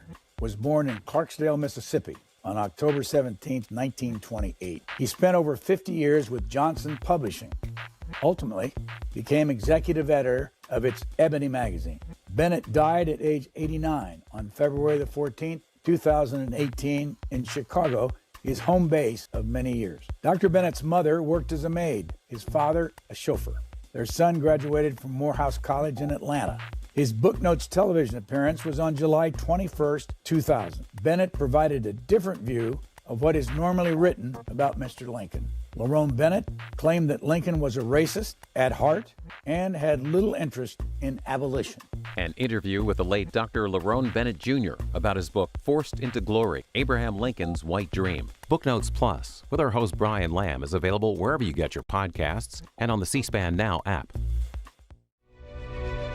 C-SPAN is as unbiased as you can get. You are so fair. I don't know how anybody can say otherwise. You guys do the most important work for everyone in this country. I love C-SPAN because I get to hear all the voices. You bring these divergent viewpoints and you present both sides of an issue and you allow people to make up their own minds. I absolutely love C-SPAN. I love to hear both sides. I've watched C-SPAN every morning, and it is unbiased, and you bring in factual information for the callers to understand where they are in their comments. This is probably the only place that we can hear honest opinion of Americans across the country. You guys at C-SPAN are doing such a wonderful job of allowing free exchange of ideas without a lot of interruptions. Thank you, C-SPAN, for being a light in the dark. Best ideas and best practices can be found anywhere. Well, we have to listen so we can govern better. Democracy depends on heavy doses of civility. You can fight and still be friendly. Bridging the divide in American politics. You know, you may not agree with a Democrat on everything, but you can find areas where you do agree. He's a pretty likable guy as well. Chris Coons and I are actually friends. He votes wrong all the time, but we're actually friends. The horrible secret that Scott and I have is that we actually respect each other. We all don't hate each other. You two actually like each other. These are the kinds of secrets we'd like to expose. It's nice to be with a member who knows what they're talking about. You guys did agree to the civility, all right? He owes my son $10 from a bet. It is never paid. Fork it over. That's fighting words right there. Glad I'm not in charge of it. I'm thrilled to be on the show with him. They're not shows like this, right? Incentivizing that relationship. Ceasefire, Friday nights on C-SPAN.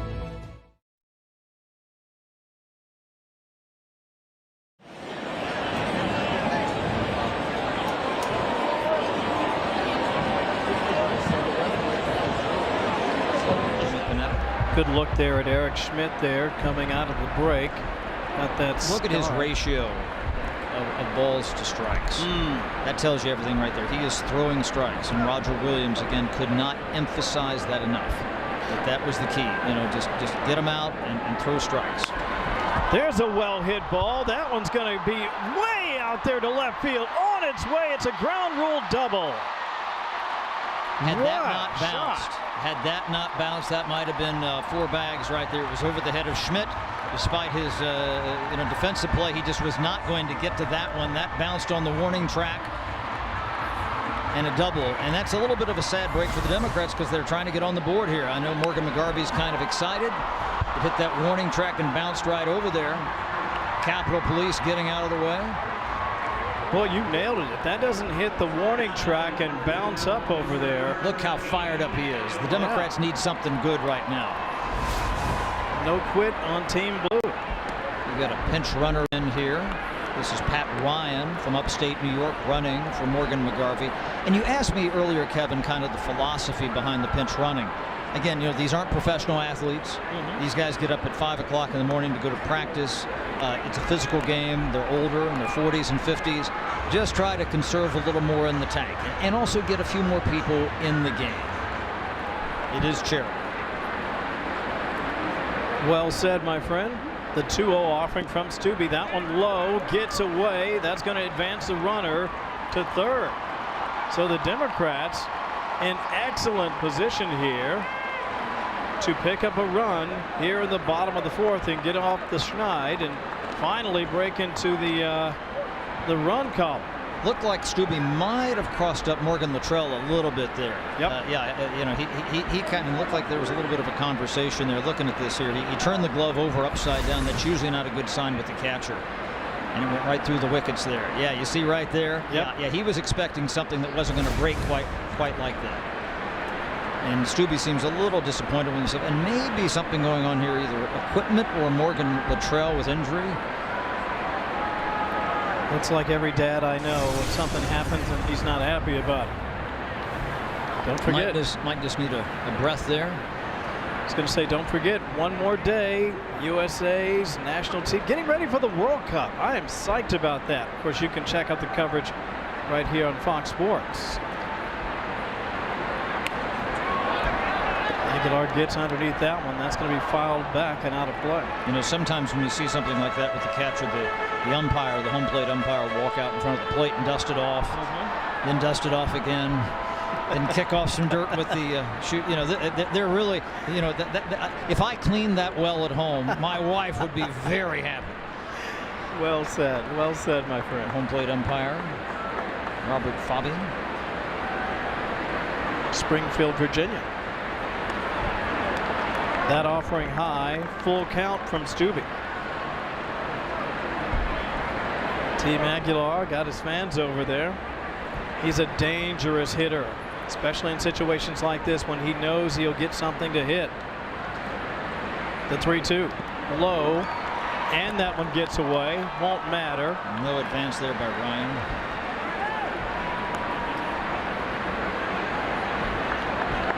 You talk about McGarvey being fired up. Let me tell you something. Running back to the dugout there, it jumps into the arms of his teammates there.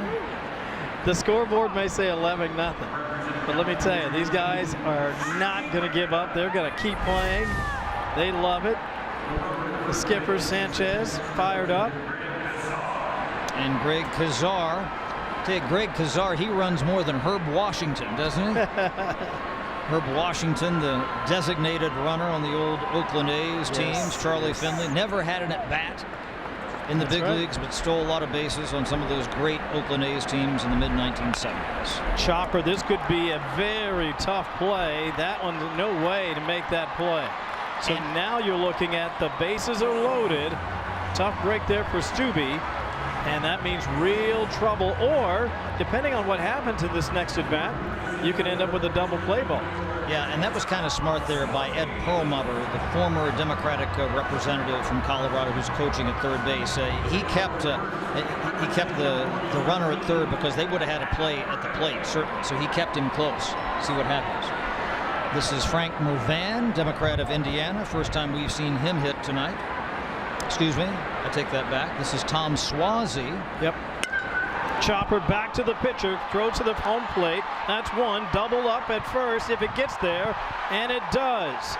And just like that, almost the worst case scenario for the Democrats. And that's exactly what you talked about there. Tom Swazi, his first plate appearance, Democrat from Long Island. You know, Tom Swazi, his son played in the New York Mets organization a couple of years ago. Actually got into some games in spring training for the Mets a couple of years ago.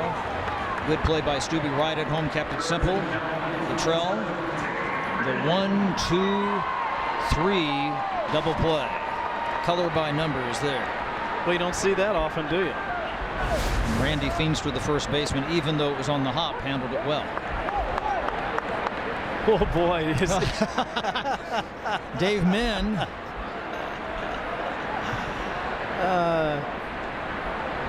Dave, my heart goes out to you. I've been sort of softly making that point tonight. Well hit ball. That's going to drive home a run for the Democrats. In fact, it'll drive home a couple. Make it 11-2 with 2 outs as Min has a 2-run single. You know, Dave Min had an RBI last year.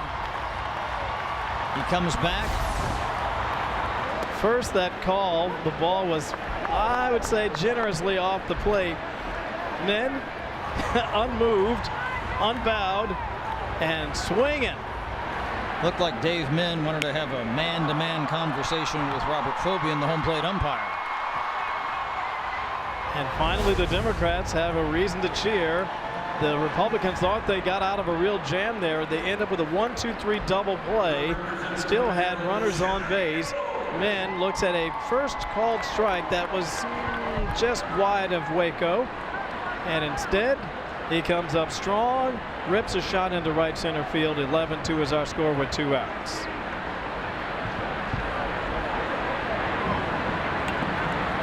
That ball was tipped. This is one guy who the Democrats really had high hopes for, Johnny Olszewski, a Democrat from Baltimore, big fan of the Baltimore Orioles. Still looking for his first hit in congressional history. A freshman, played in his first game last year. I don't care who you are, it is tough to pitch to left-handers, but once again, Pfluger nails. And that's going to do it, but not before the Dems get on the board. They get a 2-run single from Min. 11-2.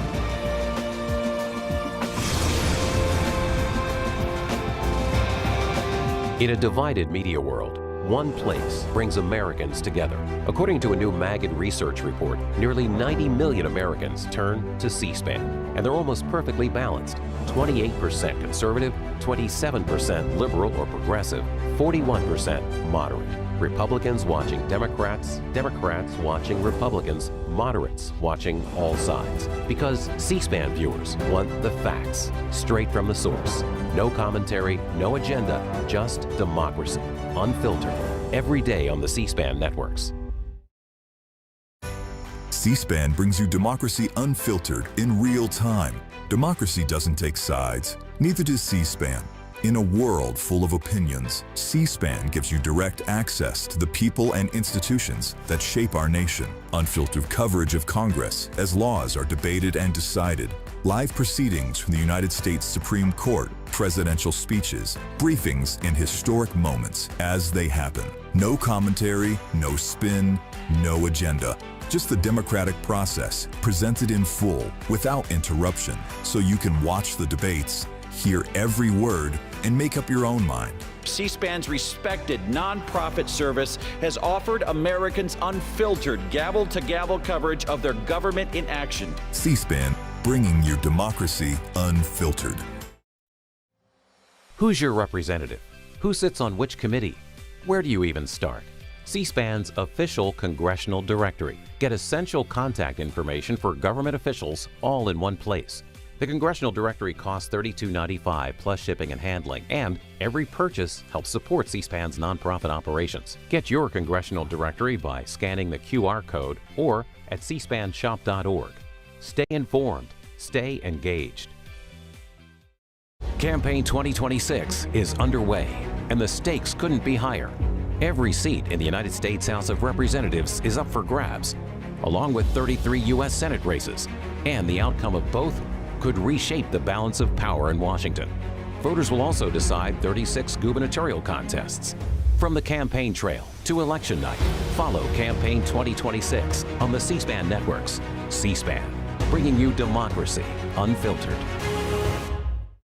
C-SPAN is brought to you by the cable, satellite, and streaming companies that provide C-SPAN as a public service.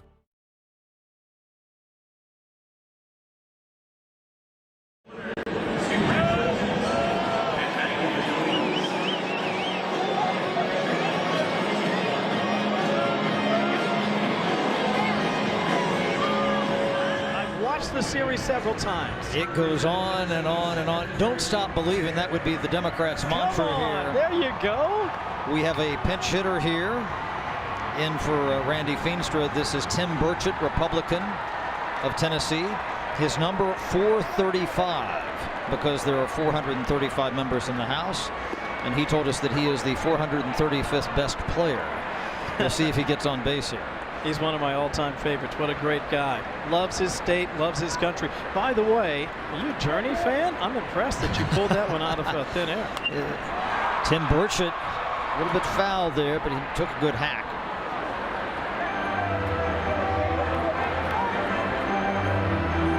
I tell you, I have to say, when you talk about Journey, I always liked Stone in Love, because what Journey as a band, they would be like 2 songs in one. Very economical there. And like the second half, you know, Russ Valerie on bass. Listen to how they engineer the bass in that song sometimes. Burchett takes another hack. This one just may drop in there. No! Oh, a circus catch. Pete Aguilar, his second big play of the night. We've been singing his praises, and now you see why. He took a hit away from Burchett there, big diving catch. Amazing that we have had 2 amazing diving catches by players with the ball going away from them. Schmitt on the left field line. And the crowd roaring right now. Guess who is coming to bat? A second trip to the dinner plate tonight, Steve Scalise, the House Majority Whip. How great is that? That one low and outside, 1-0. Again, William Timmons, the Republican from South Carolina, in the track stance. He will leave at the crack of the bat.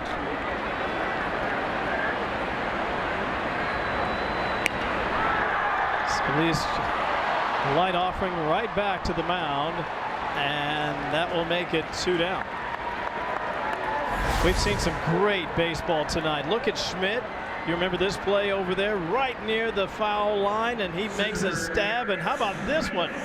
Oh, Aguilar. And you know what?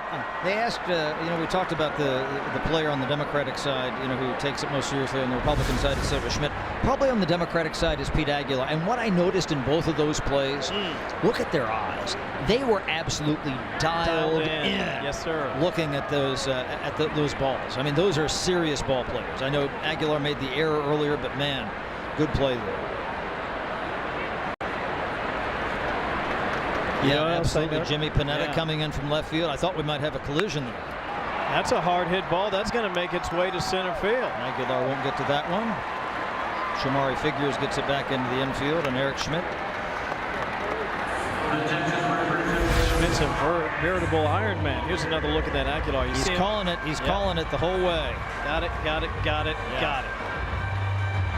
Get it. Got it. Good.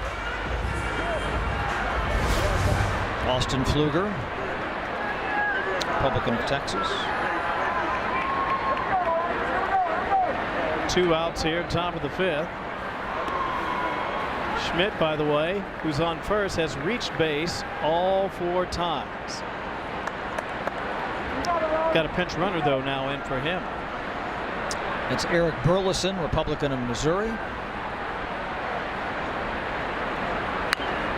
There's a well-hit ball. But this one should be reeled in. No, it's going to drop in there. Throw at second, not in time. Burleson's on, and so we have runners on first and second. And it is a 2-out threat billowing by the GOP. Pfluger once again. Yeah, Pfluger down to first. Burleson running there on to second base. Looked like Louise might have lost that. It's John Mannion now. Again, you know, there's a lot of people coming in and out here. That was John Mannion, Democrat from New York. He did not play in the game last year. Had a little bit of a shoulder issue.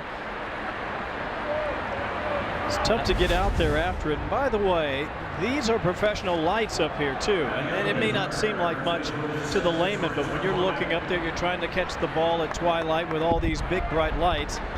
It's not exactly an easy thing. Greg Murphy, who pinch ran earlier, now batting.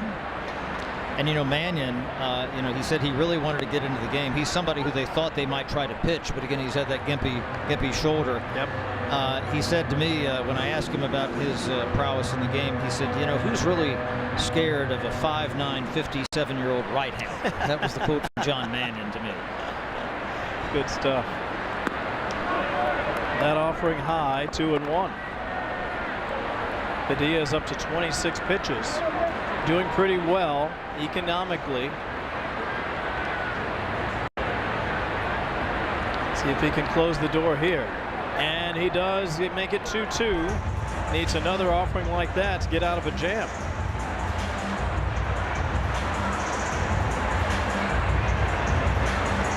Republicans were up 11-0. The Democrats played 2 in the bottom of the fourth, trying to chip away, trying to also keep the Republicans at bay here. They've got runners on first and second. Full count. Everybody leaning just a bit. The thing that strikes me about this game is that overall it's just been a little bit of a cleaner game. The competition is definitely better. Again, the score might be deceptive, 11-2. This is kind of like what we had last year. But the Democrats are certainly more competitive in the field, the team that they had fielded just a couple of years ago. I agree with that. So that one gets away from Padilla, trying to work the upper end of the strike zone. That one delivered high, so the bases are loaded. This is Nathaniel Moran, Republican of Texas. Texarkana and Tyler, another great sports town, Tyler, Texas. Earl Campbell, Tyler Rose, Houston Oilers, Love You Blue. Biggest thighs I ever saw on a football player. That guy was something. One of the best quotes I ever heard in sports was about Earl Campbell. Bum Phillips, because they came out to training practice. Sure. He couldn't complete the mile. And they asked Bum Phillips, what are you going to do about that? He said, well, when it's 3rd and a mile, I won't give it to him. That's fantastic. That's great stuff. Foul ball called there by the third base umpire, John Epperson. That was close. Bum, of course, former coach of the Oilers. His son Wade, an amazing coach, defensive coordinator in particular. Okay, they're Super Bowl winner. They're sending somebody back here. We got okay. They're gonna second base umpire Craig Golden. Moran continues at the plate. Comes the 2-1 offering from Padilla.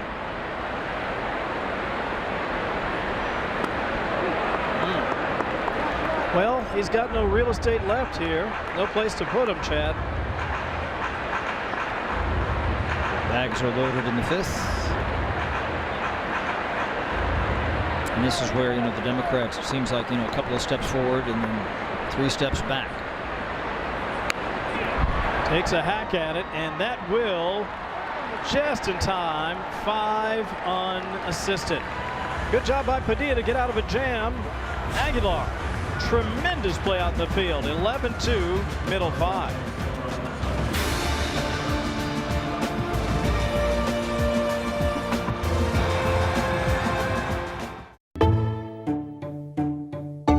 You're look back on what you've achieved in your life, what makes you the happiest of what you've achieved so far? This interview is the absolute apex. Leaders seem to like to wear wigs. How come he didn't have a wig? President Trump said, I made a mistake the first time. I should have given it to you the first time. That isn't what he said. Your first book was called A Time to Kill. Right. How many publishers turned that down? Well, all of them. It's very rare to see Donald Trump laugh. He doesn't like to smile in photos. He has what they call the stare. Howard the stare. When you go to the Oscars, did everybody say, oh, there's the author? All the beautiful people go this way. And then they have another little path in the Oscars where the people like I go. So you wrote a book about somebody who lived with wolves. I interviewed a guy who lived with wolves, yep. And is that safe to do that? Absolutely not. So I know you were not complaining. You were opinionated about the situation, which is why we love you, David.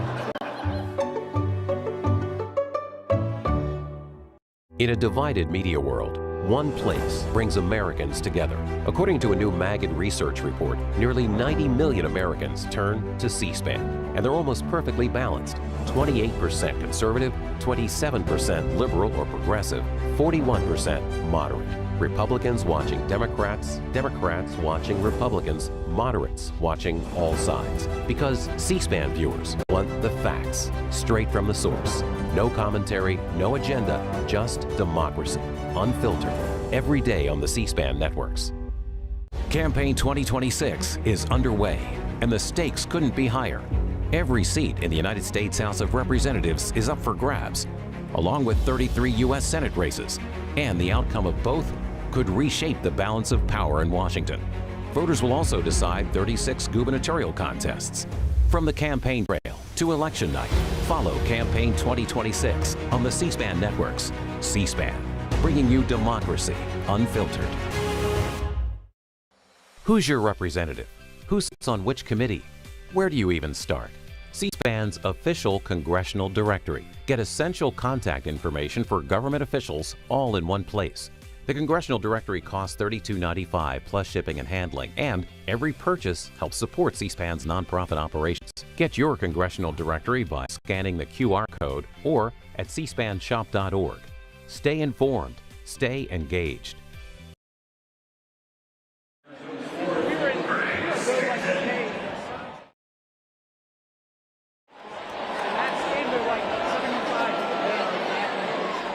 Plate umpire Robert Fabian saying that Stanton offered at him. Stanton, used to be the starting third baseman. Yep. For the Democrats. Mike Levin over there now.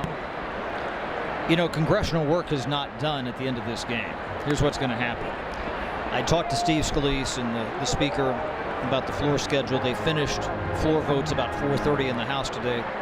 I was talking to Mike Levin, who's playing third base, and the House Appropriations Committee, Tom Cole, the chairman, he has asked the members to come back and vote on amendments 30 minutes after the game. They're still debating amendments, yes, on the Homeland Security spending bill. And so you're probably going to see some of these guys, and Levin's amendment is up. It's an amendment about TSA. They're going to have them probably in uniform, not cleaned up or anything like that when they go back to the Capitol tonight to vote on a slew of amendments to that bill.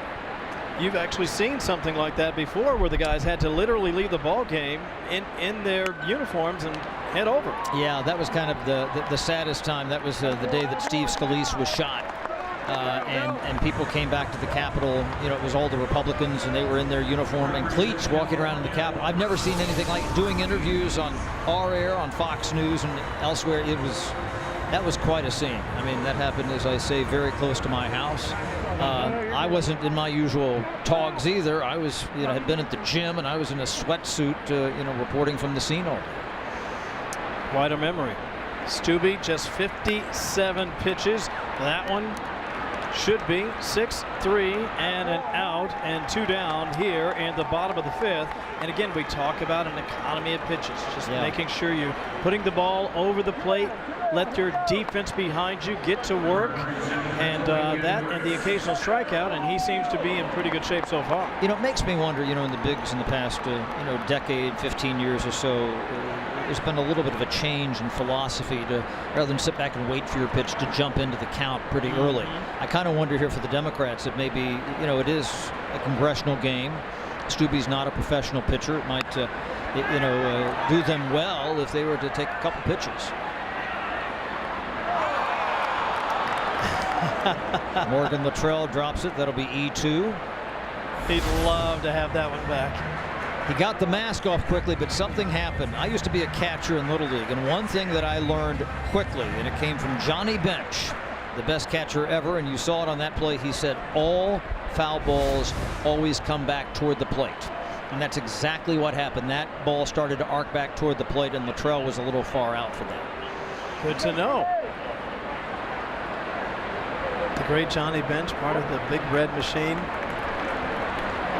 I think you and I could go around the battery there as we take a look at that glove there. Look at that 250 on that Stubby mitt. Absolutely. Beautiful. Very patriotic glove there. Okay, let me see. First, let me see if I can do this with you. Perez at first. Concepcion. Wait. Morgan at second. Concepcion at short. Third base. Peter Rose. Edward Rose. That's right. Now you give me the outfield. Okay, so Bench catching. Yep. Foster in left. Yep. Geronimo, the chief in center field. Ken Griffey Sr. in right. There you go. And extra bonus points here in the '76 World Series. Who was the first designated hitter in the World Series? No idea. Dan Dreesen. Dan Dreesen. There's a well-hit ball. Hugging that left field line should be 7 unassisted. And he stayed on his feet. Well done. 11-2 is our score after 5.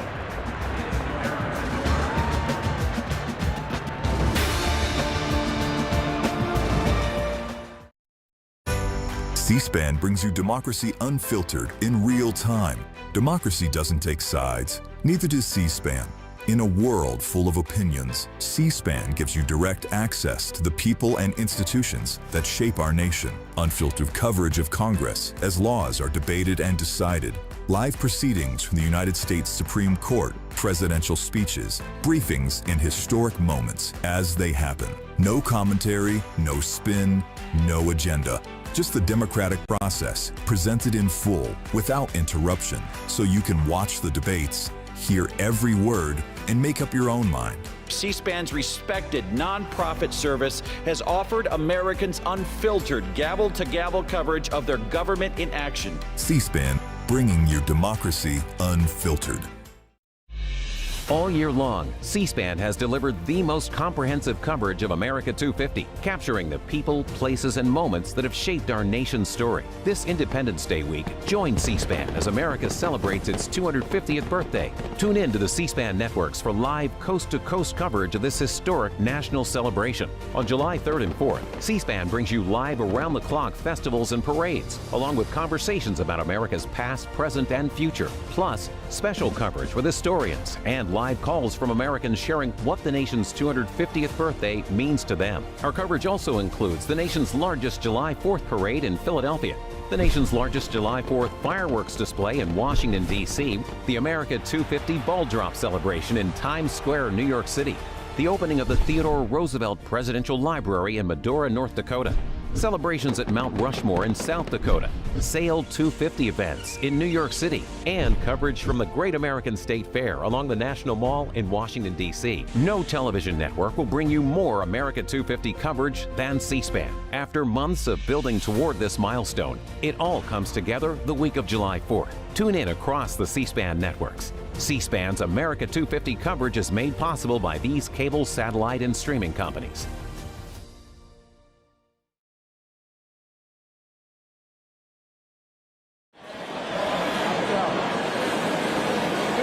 Back in 1950, these guys didn't play, but you had 3 presidents actually on the field suiting up. Richard Nixon, John Kennedy, and the aforementioned Gerald Ford from Michigan.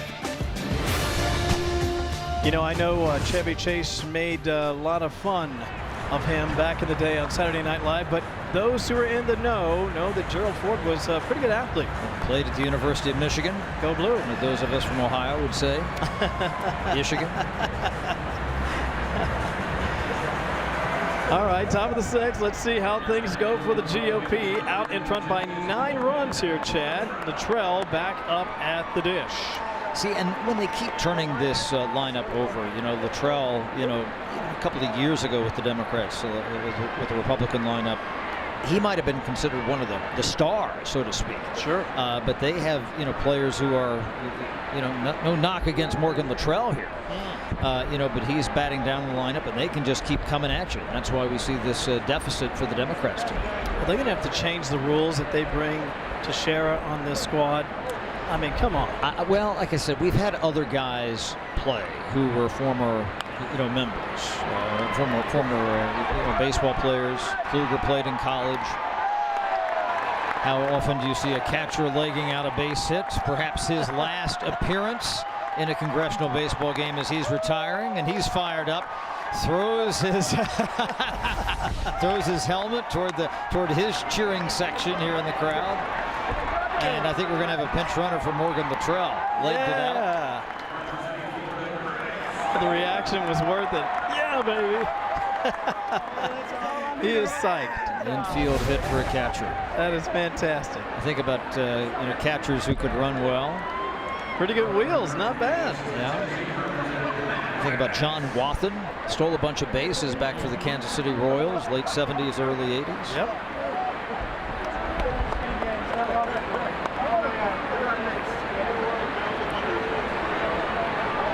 Well, the crowd loved that, didn't they? That was fun. Threw his helmet toward the crowd there.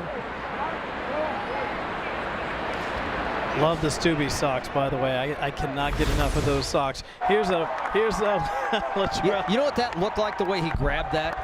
What's that? Lou Piniella throwing the base. I mean that was kind of the same wind up there. Very similar. I remember that. Sweet Lou. I remember that well. You and I have seen our fair share of, let's just say, fiery skippers in our past. I tell you, the one that I like the best in terms of his fire close by here, Earl Weaver. Orioles. Baltimore.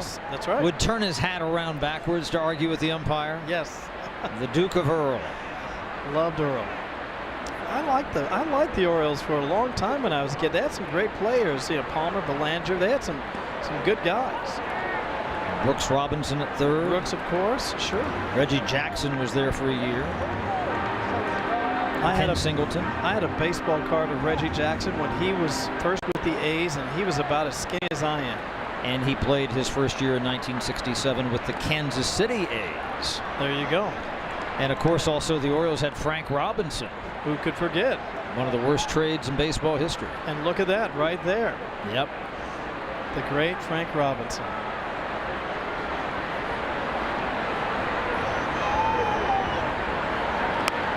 Stubby gets under that one, but he gives it a ride all the same. It may drop in there. No, it's another great. Jimmy Panetta.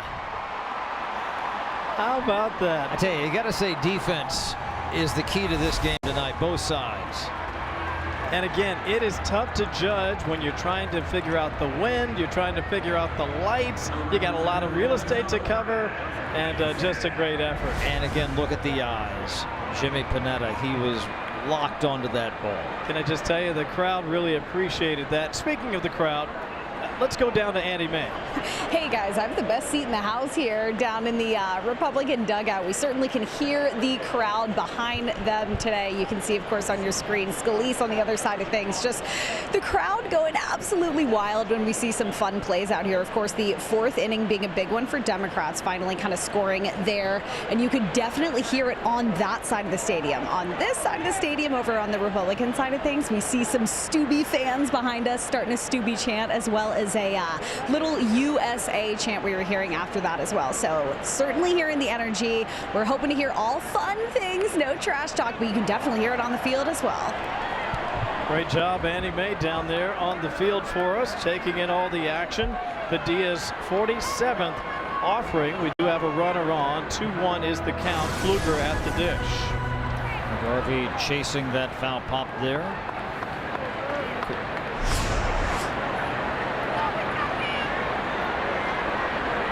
Tell you what, when you are out there, and it may not seem like it's not like summer Washington weather, but it is muggy out there, and when you're running around, no AC. I'm going to lose a couple pounds tonight. There you go.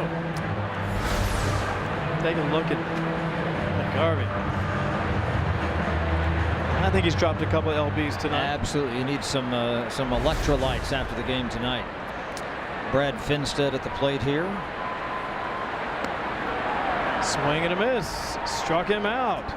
You know, Finstead, lots of family in his baseball. One son plays college baseball, and he's got a couple of sons. He's got 7 kids, 5 boys, 2 girls, and 2 of them are crushing it, he tells me, in their 12-year-old league. So serious baseball fans there in the Finstead family in Minnesota. Credit to Padilla, by the way. Sometimes a little off-speed junk, especially if it's up high in the zone, it can be tough to get around on those. So give him credit. That was a very nice offering to pick up another strikeout. So 2 outs now here, top of the 6th. And Huizenga is at the dish with a man on. Huizenga, the second baseman here. Nice catch there by McGarvey.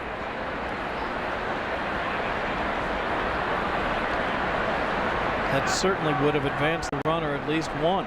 Well done. Huizenga in the game last year, 1 for 2 with 2 RBI.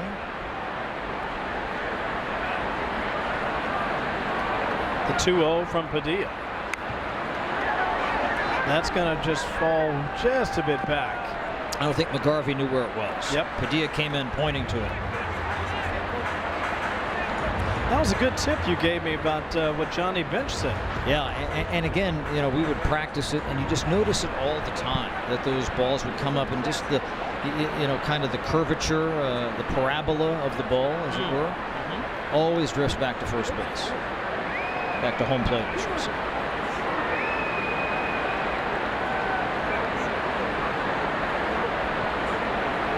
The 2-1 just nicks the inside of the plate, according to the umpire, so 2-2.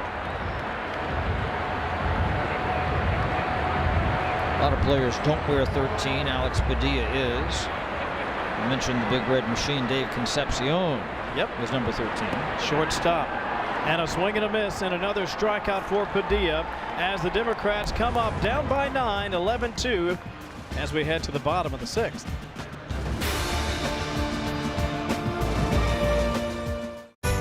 C-SPAN brings you democracy unfiltered in real time.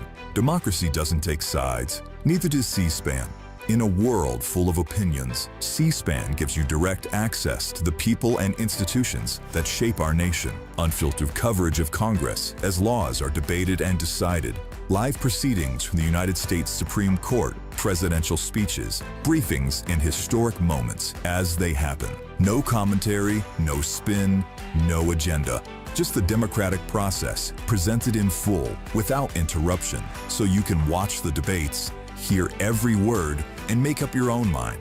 C-SPAN's respected nonprofit service has offered Americans unfiltered gavel-to-gavel coverage of their government in action. C-SPAN, bringing your democracy unfiltered.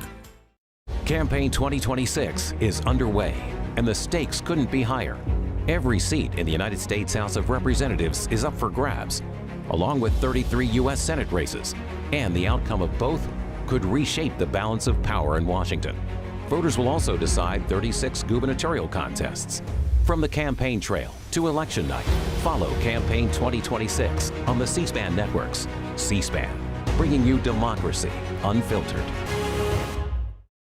America celebrates 250 years, and C-SPAN is there to mark every moment, from the signing of the Declaration of Independence to the voices shaping our nation's future.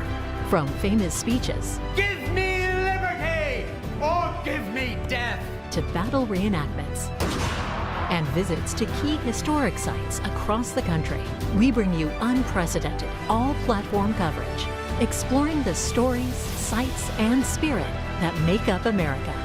Join us for remarkable coast-to-coast coverage, featuring key events from our past that make possible the unlimited opportunities of our future, celebrating our nation's journey like no other network can. America 250, over a year of historic moments. C-SPAN, official media partner of America 250.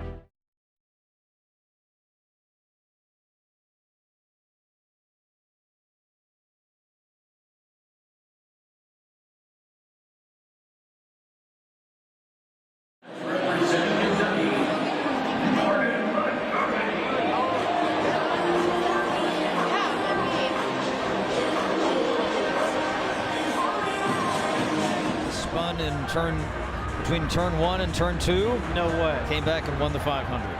I went as a very young boy, my first, Al Unser winning that one, and I just remember coming home clutching STP bumper stickers. That was my memory of the Indy 500. Remember STP? I remember STP, yeah. You saw that everywhere. The Racer's Edge.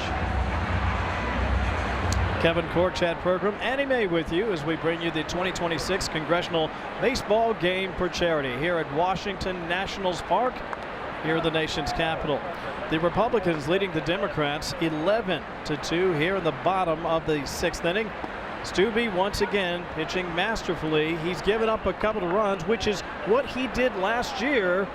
And just like last year, he's controlling the pace of play, placement, consistency, strikeouts when needed, and so far so good. And Republicans have not gone to the pen yet.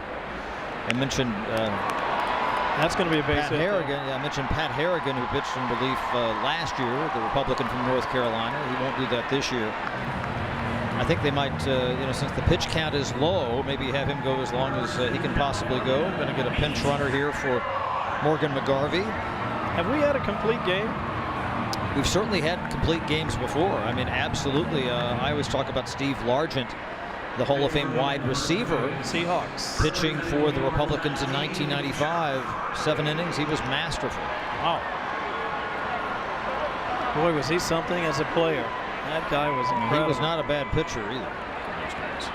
Held the record for most catches for a number of years.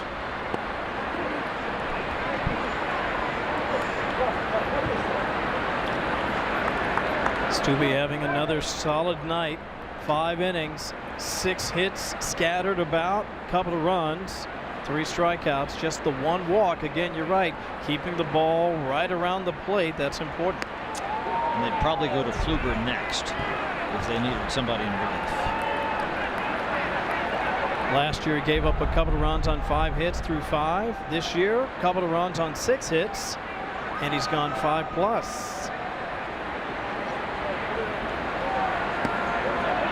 Pete Aguilar, just not a congressman from California. He's the chair of the House Democratic Caucus. We had Hakeem Jeffries in the booth, as well as Catherine Clark, the Democratic whip. He's next in leadership. Heck of a player. Just foul. It was fun asking the minority leader about his childhood growing up. You just, sometimes you pick up players that you like because it's your home team. I grew up in a city where we had minor league baseball in Denver before we had the Rockies, so the games we got to see were the Major League Baseball game of the week. Yeah. And it was always the Yankees against somebody. And so you grew up a Yankee fan because those were the guys you got to see. Kind of like the kids who grew up in, say, Chicago or Atlanta. You got to watch WGN, and you got to see the Cub games no matter where you lived, or you got to see the Brave games, even if you didn't live in Atlanta. Yeah, that was one of the things, back in those days. Ted Turner just passed away, of course. Yep. Changed sports with that. He did. That's why the Braves were America's team. That's right. Chopper back to the mound. Stubbe looks, makes the offering to second, gets the force there, and that will be 1 out with the other runner reaching on that fielder's choice. Smart play. Goes for the lead runner. Waited for Huizinga cover there. Low throw, no chance to get the double play. We have another pinch runner here at first base.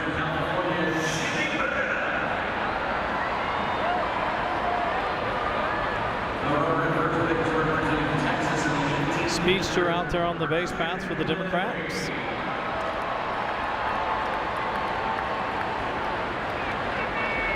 One out, 1 on, bottom 6, the 72nd pitch of the night for Stubbe. That one hard hit, but high, should be 4 unassisted, and indeed that is the case. 2 down. He almost ran into the second base umpire there, Craig Alden.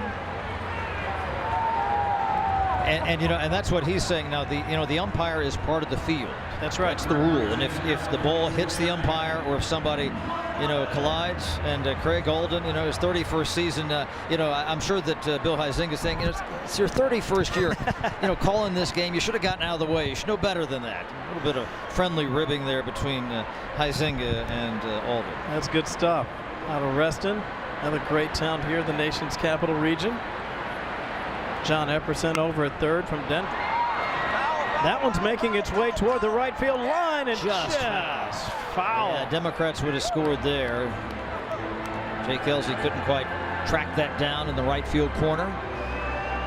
Not a lot of action out there for Elsie in right field tonight.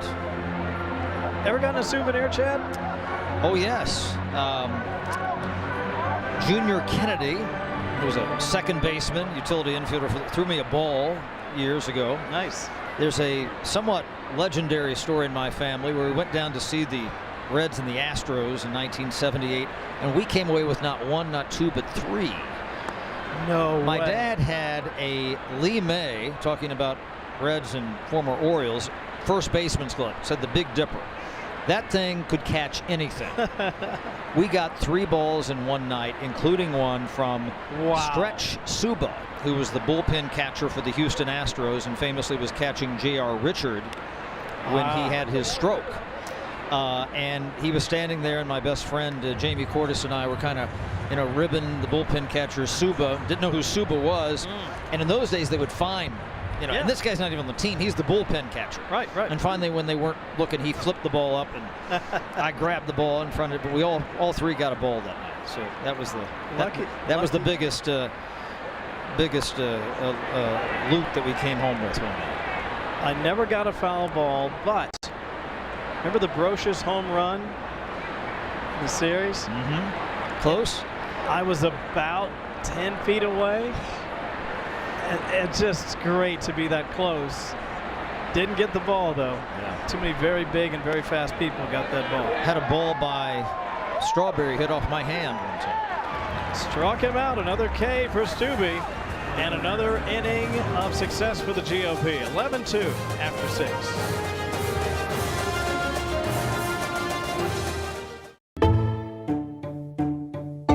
You look back on what you've achieved in your life, what makes you the happiest of what you've achieved so far? This interview is the absolute apex. Leaders seem to like to wear wigs. How come he didn't have a wig? President Trump said, I made a mistake the first time. I should have given it to you the first time. That isn't what he said. Your first book was called A Time to Kill. Right. How many publishers turned that down? Well, all of them. It's very rare to see Donald Trump laugh. He doesn't like to smile in photos. He has what they call the stare. How would the stare? When you go to the Oscars, did everybody say, oh, there's the author? All the beautiful people go this way. And then they have another little path in the Oscars where the people like I go. So you wrote a book about somebody who lived with wolves. I interviewed a guy who lived with wolves, yep. And is that safe to do that? Absolutely not. So I know you were not complaining. You were opinionated about the situation, which is why we love you, David. Campaign 2026 is underway, and the stakes couldn't be higher. Every seat in the United States House of Representatives is up for grabs, along with 33 U.S. Senate races, and the outcome of both could reshape the balance of power in Washington. Voters will also decide 36 gubernatorial contests. From the campaign trail to election night, follow Campaign 2026 on the C-SPAN networks. C-SPAN, bringing you democracy unfiltered.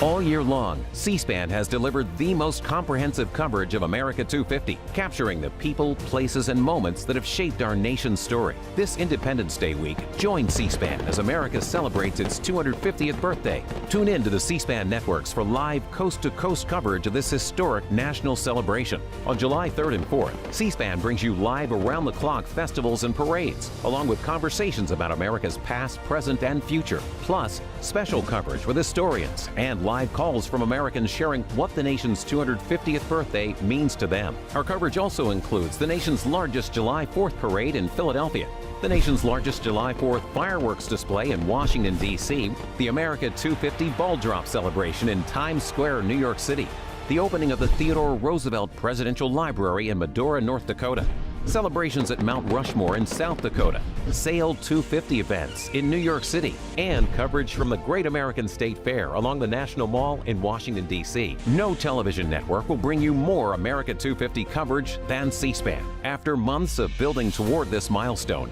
it all comes together the week of July 4th. Tune in across. New hitter here, Chuck Fleischman, Republican of Tennessee. I was told the other night that he was injured. So he gets on base, we might have a runner for him, but he's in tonight. Representing Chattanooga, another great town. Here comes the initial offering from Padilla, gets underneath it, and that's going to be in shallow. Oh, it's just beyond the shortstop. That was Pete Aguilar there. You can only go back on so many balls so many times in a night, right? I give him an A for effort. Didn't quite stick the landing on that one. It got away from him. I got it. He said, I got it on the last one. He got that one. Shamari Figures throws it back into the infield. Chuck Fleischman on board. You know what, that flip is a photographer's dream. Yeah.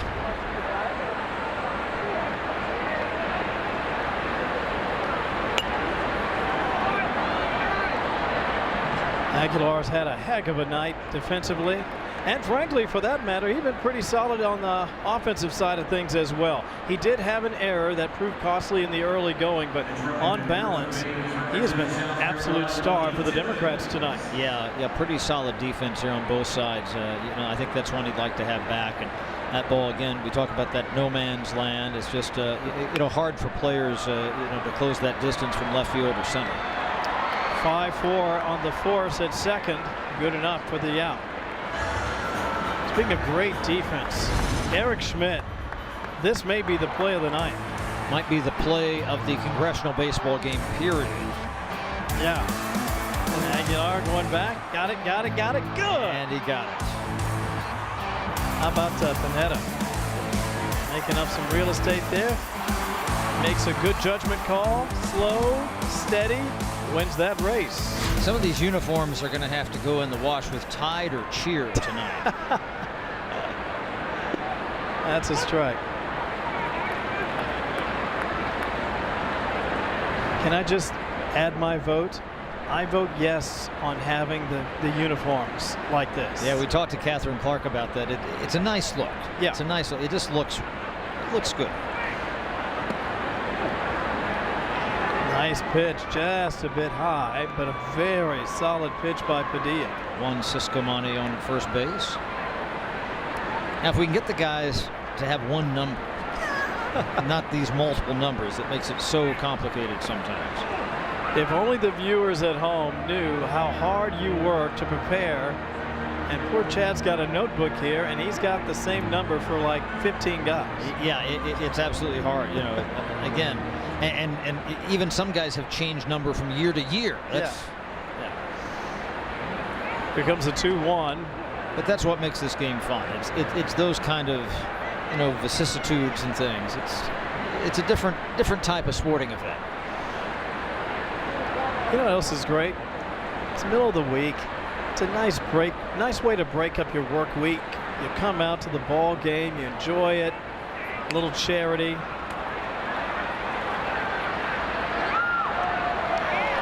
And again, an Aguilar again. Yep.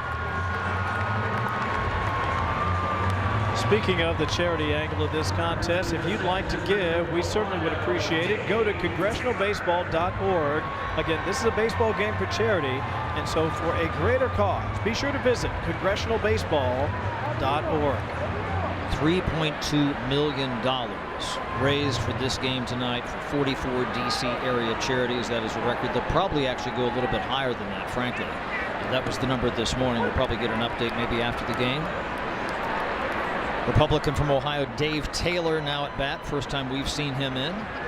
He replaced Brad Wenstrup, the Republican representative from Ohio, who tended to Steve Scalise. Wenstrup was a doctor, and when Scalise was shot on the ball diamond some years ago, Wenstrup here tonight, but on the coaching lines a little bit for the Republicans down at third base. Our thanks to him, and thanks to the Secret Service and others who were there that day. Dave Taylor from Miami University in Ohio. That ball chopped foul. Runner will not advance. 1 ball, 2 strikes. So Padilla is 1 strike away from closing the books on the GOP here at the top of the 7th. And it will take some type of rally by the Herculean. Democrats, yes. Well, what did we say earlier about the Sopranos? Don't stop believing. That's what the Democrats would say. That's it. It's going to be a tough out here. Oh, yeah. Chopper down to 3rd. That's going to be very tough to get to, and it is not in time. And with the wild throw, the runner will advance over to 3rd. And so now, what looked like it might be the end of the road for the GOP here, they have runners now on the corners. Yeah, Dave Taylor, he's not exactly fleet of foot and swift of limb to get down that line there. We have another pinch runner here for him. A little bit gassed. Go, buddy. Go, Dave. Go, Dave. Just in time.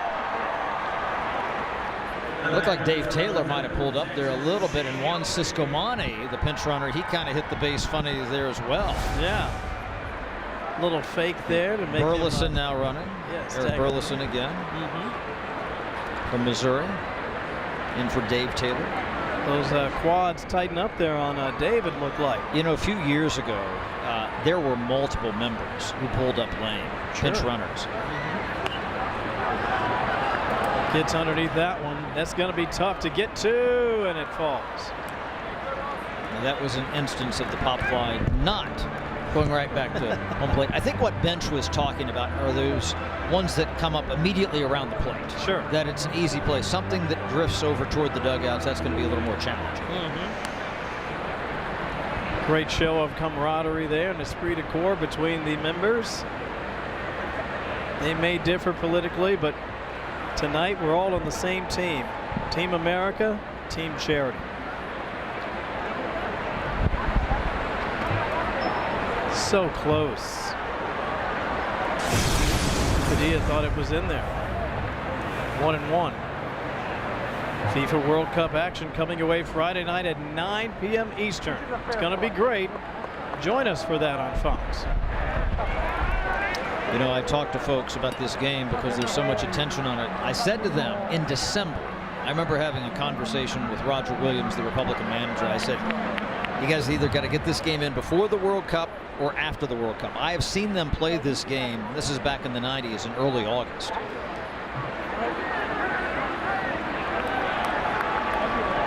I vote for not playing it in August. Quick break. 11-2, bottom 7.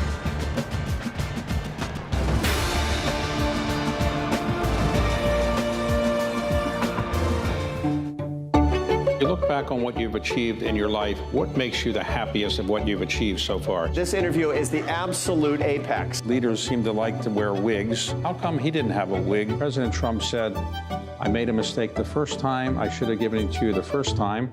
That isn't what he said. Your first book was called A Time to Kill. Right. How many publishers turned that down? Well, all of them. It's very rare to see Donald Trump laugh. He doesn't like to smile in photos. He has what they call the stare. How would the stare? When you go to the Oscars, that everybody say, oh, there's the author. All the beautiful people go this way. And then they have another little path in the Oscars where the people like I go. So you wrote a book about somebody who lived with wolves. I interviewed a guy who lived with wolves, yep. And is that safe to do that? Absolutely not. So I know you were not complaining. You were opinionated about the situation, which is why we love you, David. In a divided media world, one place brings Americans together. According to a new Magid research report, nearly 90 million Americans turn to C-SPAN, and they're almost perfectly balanced. 28% conservative, 27% liberal or progressive, 41% moderate. Republicans watching Democrats, Democrats watching Republicans, moderates watching all sides. Because C-SPAN viewers want the facts, straight from the source. No commentary, no agenda, just democracy, unfiltered, every day on the C-SPAN networks. Campaign 2026 is underway, and the stakes couldn't be higher. Every seat in the United States House of Representatives is up for grabs, along with 33 U.S. Senate races, and the outcome of both could reshape the balance of power in Washington.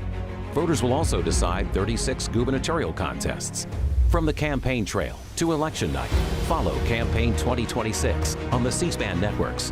C-SPAN, bringing you democracy unfiltered. Who's your representative? Who sits on which committee? Where do you even start?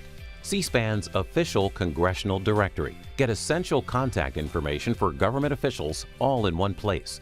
The congressional directory costs $32.95 plus shipping and handling, and every purchase helps support C-SPAN's nonprofit operations. Get your congressional directory by scanning the QR code or at cspanshop.org.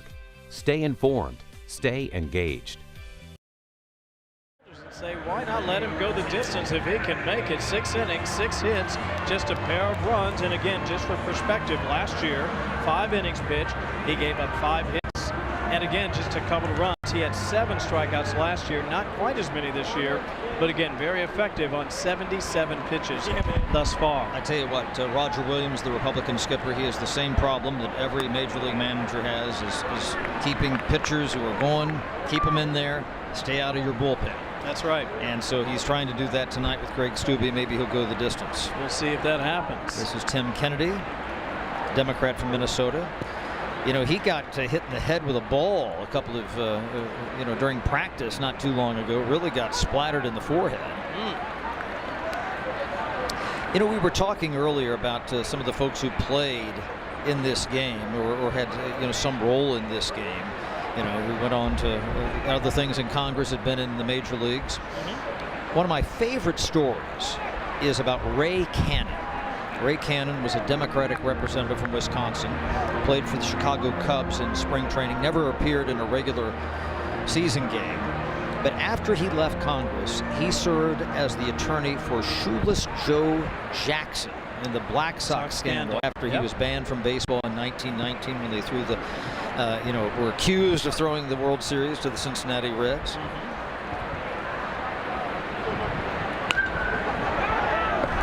Gotta love that sound as that one makes its way into foul territory behind the plate. Somebody told me that if Teixeira plays next year, he will use a wooden bat. That'll sound a little bit different than that clunk. Holy moly. I thought the minority leader was right about Teixeira potentially setting every possible record as far as walks are concerned, because you don't want to give him anything near the plate. Well, he's going to run into something that's a little bit different, because Pete Rose used to always say that the easiest place to hit is the major leagues. The pitching is better, the lighting is better, the umpiring is better. Guess what? This ain't the major leagues. and there might be a scenario where it is a little bit hard for Mark Teixeira, frankly, because that pitching is not quite what he's used to seeing in the American League East. That ball is well hit, but making its way foul and just out of play as it bounds off the top of the dugout. Speaking of Major League Baseball to Congress, you mentioned Teixeira. How about some of these others? Yeah, John Tenner, he founded the game. First game in 1909. Vinegar Ben Mizell was a pitcher for St. Louis, an original Met and congressman from North Carolina. And Jim Bunning pitched for the Phillies, pitched for the Tigers. He served in both the Senate and the House of Representatives from Southgate, Kentucky. Hall of Famer, American patriot, and a statesman.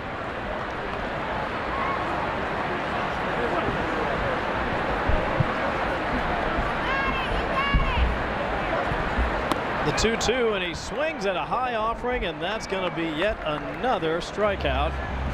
That's number 5 for Stubbe tonight. I don't know if Kennedy was a little bit either frustrated with himself there, or if he might have hurt himself a little bit. He lost control of the bat. Not enough pine tar on that. Talked to George Brett there. There you go. Well done. That's one down here, the bottom of the 7th. Another high offering by Stubbe. Ruben Gallego, one of only a handful of senators in the game. You know, I talked about these guys who take this so seriously. Gallego will tell you that a few years ago, he scheduled a C-section for his child to be born so that he could come and play in the game and literally leave because they were going to do it later that night, 24 hours later. And that's how important this game is to these guys. That is serious. He played when he was in the House. Now he's playing as a United States Senator from Arizona. Gets underneath that one, lifts it just around third, and that would make it 5 unassisted and make it 2 down. Well, you know, when they end the game, you know what will happen? They will gavel out. Maybe adjourn sine die. That's the other thing you do at the end of a congressional session. The game just doesn't end. Adam Gray, the batter. First time we've seen him tonight.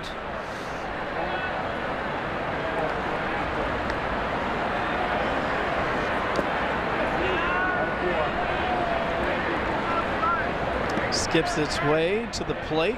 88th pitch by Stubbe. You like Adam Gray's sunglasses there, a little Corey Hart. Exactly what I was thinking. At night. Yep. Oh, and that's in there for a base hit. Truly a seeing eye single. Yes. Regardless of what eyewear you have. So close to being the last pitch of the game, and Stubbe can't believe it. Hang in there. Got to get one more out. Chopper just under the glove. Good to just not get down there. That's a tough one. That got on him quicker, I think, than he thought it would. Yeah, there was a little skip to that. Yep. Linda Sanchez here. Debating who's going to bat. And I think we're going to have a runner here for Adam Gray. Yeah, Suhas Subramanian, the Democrat from Northern Virginia, was in running earlier, has not batted tonight, only pinch run. Deluzio out of the Keystone State. And if something doesn't change here fast, Linda Sanchez is going to continue to look for her first win as the Democratic skipper. Stubbe's offering low, 1-0.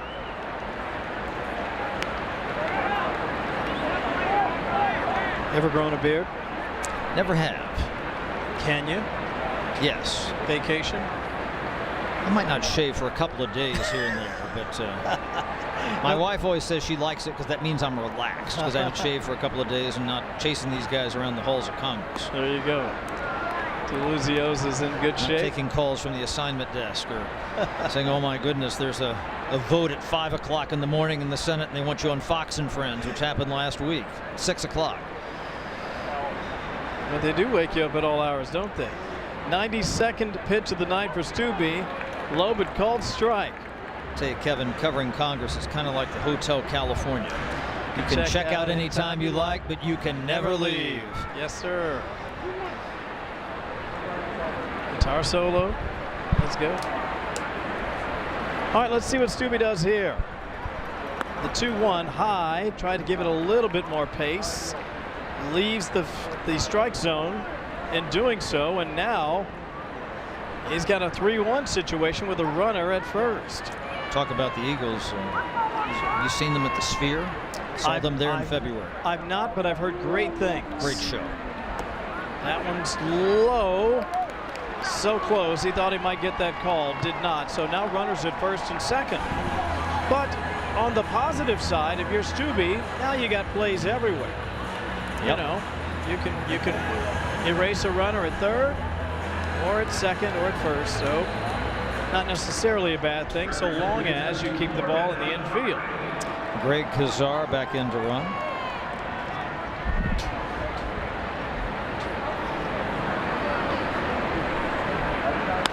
Chopper, and just like we talked about, oh, did he tag him? No, he missed. But the question is he out of the baseline? You know, he was on the grass, and I think that's something that Roger Williams might have a beef with the third base umpire, John Epperson.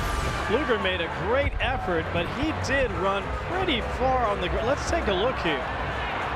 Yeah. Oh, yeah. That's way out of the baseline there. And immediately Epperson makes the call. I thought he might rule safe, meaning the idea that he eluded him.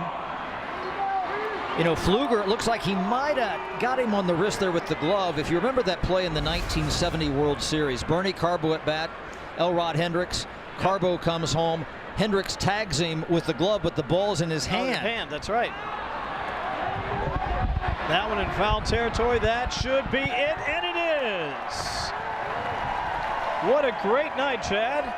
as the GOP streak extends to 6. Republicans keep the winning streak going here, and the Democrats are still on the schneid. Linda Sanchez still looking for her first win as the Democratic skipper.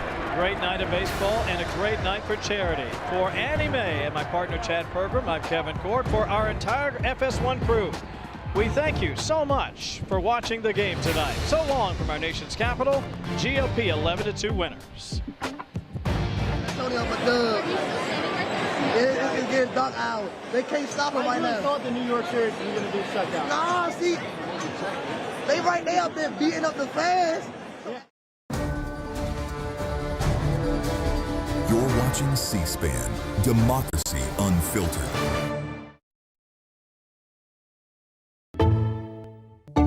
You look back on what you've achieved in your life, what makes you the happiest of what you've achieved so far? This interview is the absolute apex. Leaders seem to like to wear wigs. How come he didn't have a wig? President Trump said, I made a mistake the first time. I should have given it to you the first time.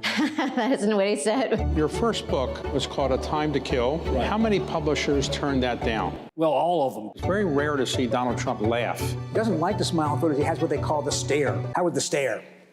When you go to the Oscars, did everybody say, oh, there's the author? All the beautiful people go this way. And then they have another little path in the Oscars where the people like I go. So you wrote a book about somebody who lived with wolves. I interviewed a guy who lived with wolves, yep. And is that safe to do that? Absolutely not. So I know you were not complaining. You were opinionated about the situation, which is why we love you, David.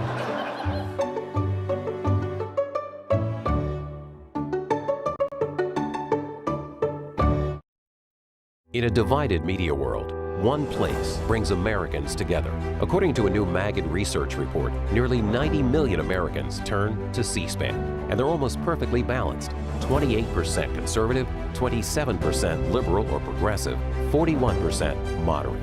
Republicans watching Democrats, Democrats watching Republicans, moderates watching all sides. Because C-SPAN viewers want the facts, straight from the source.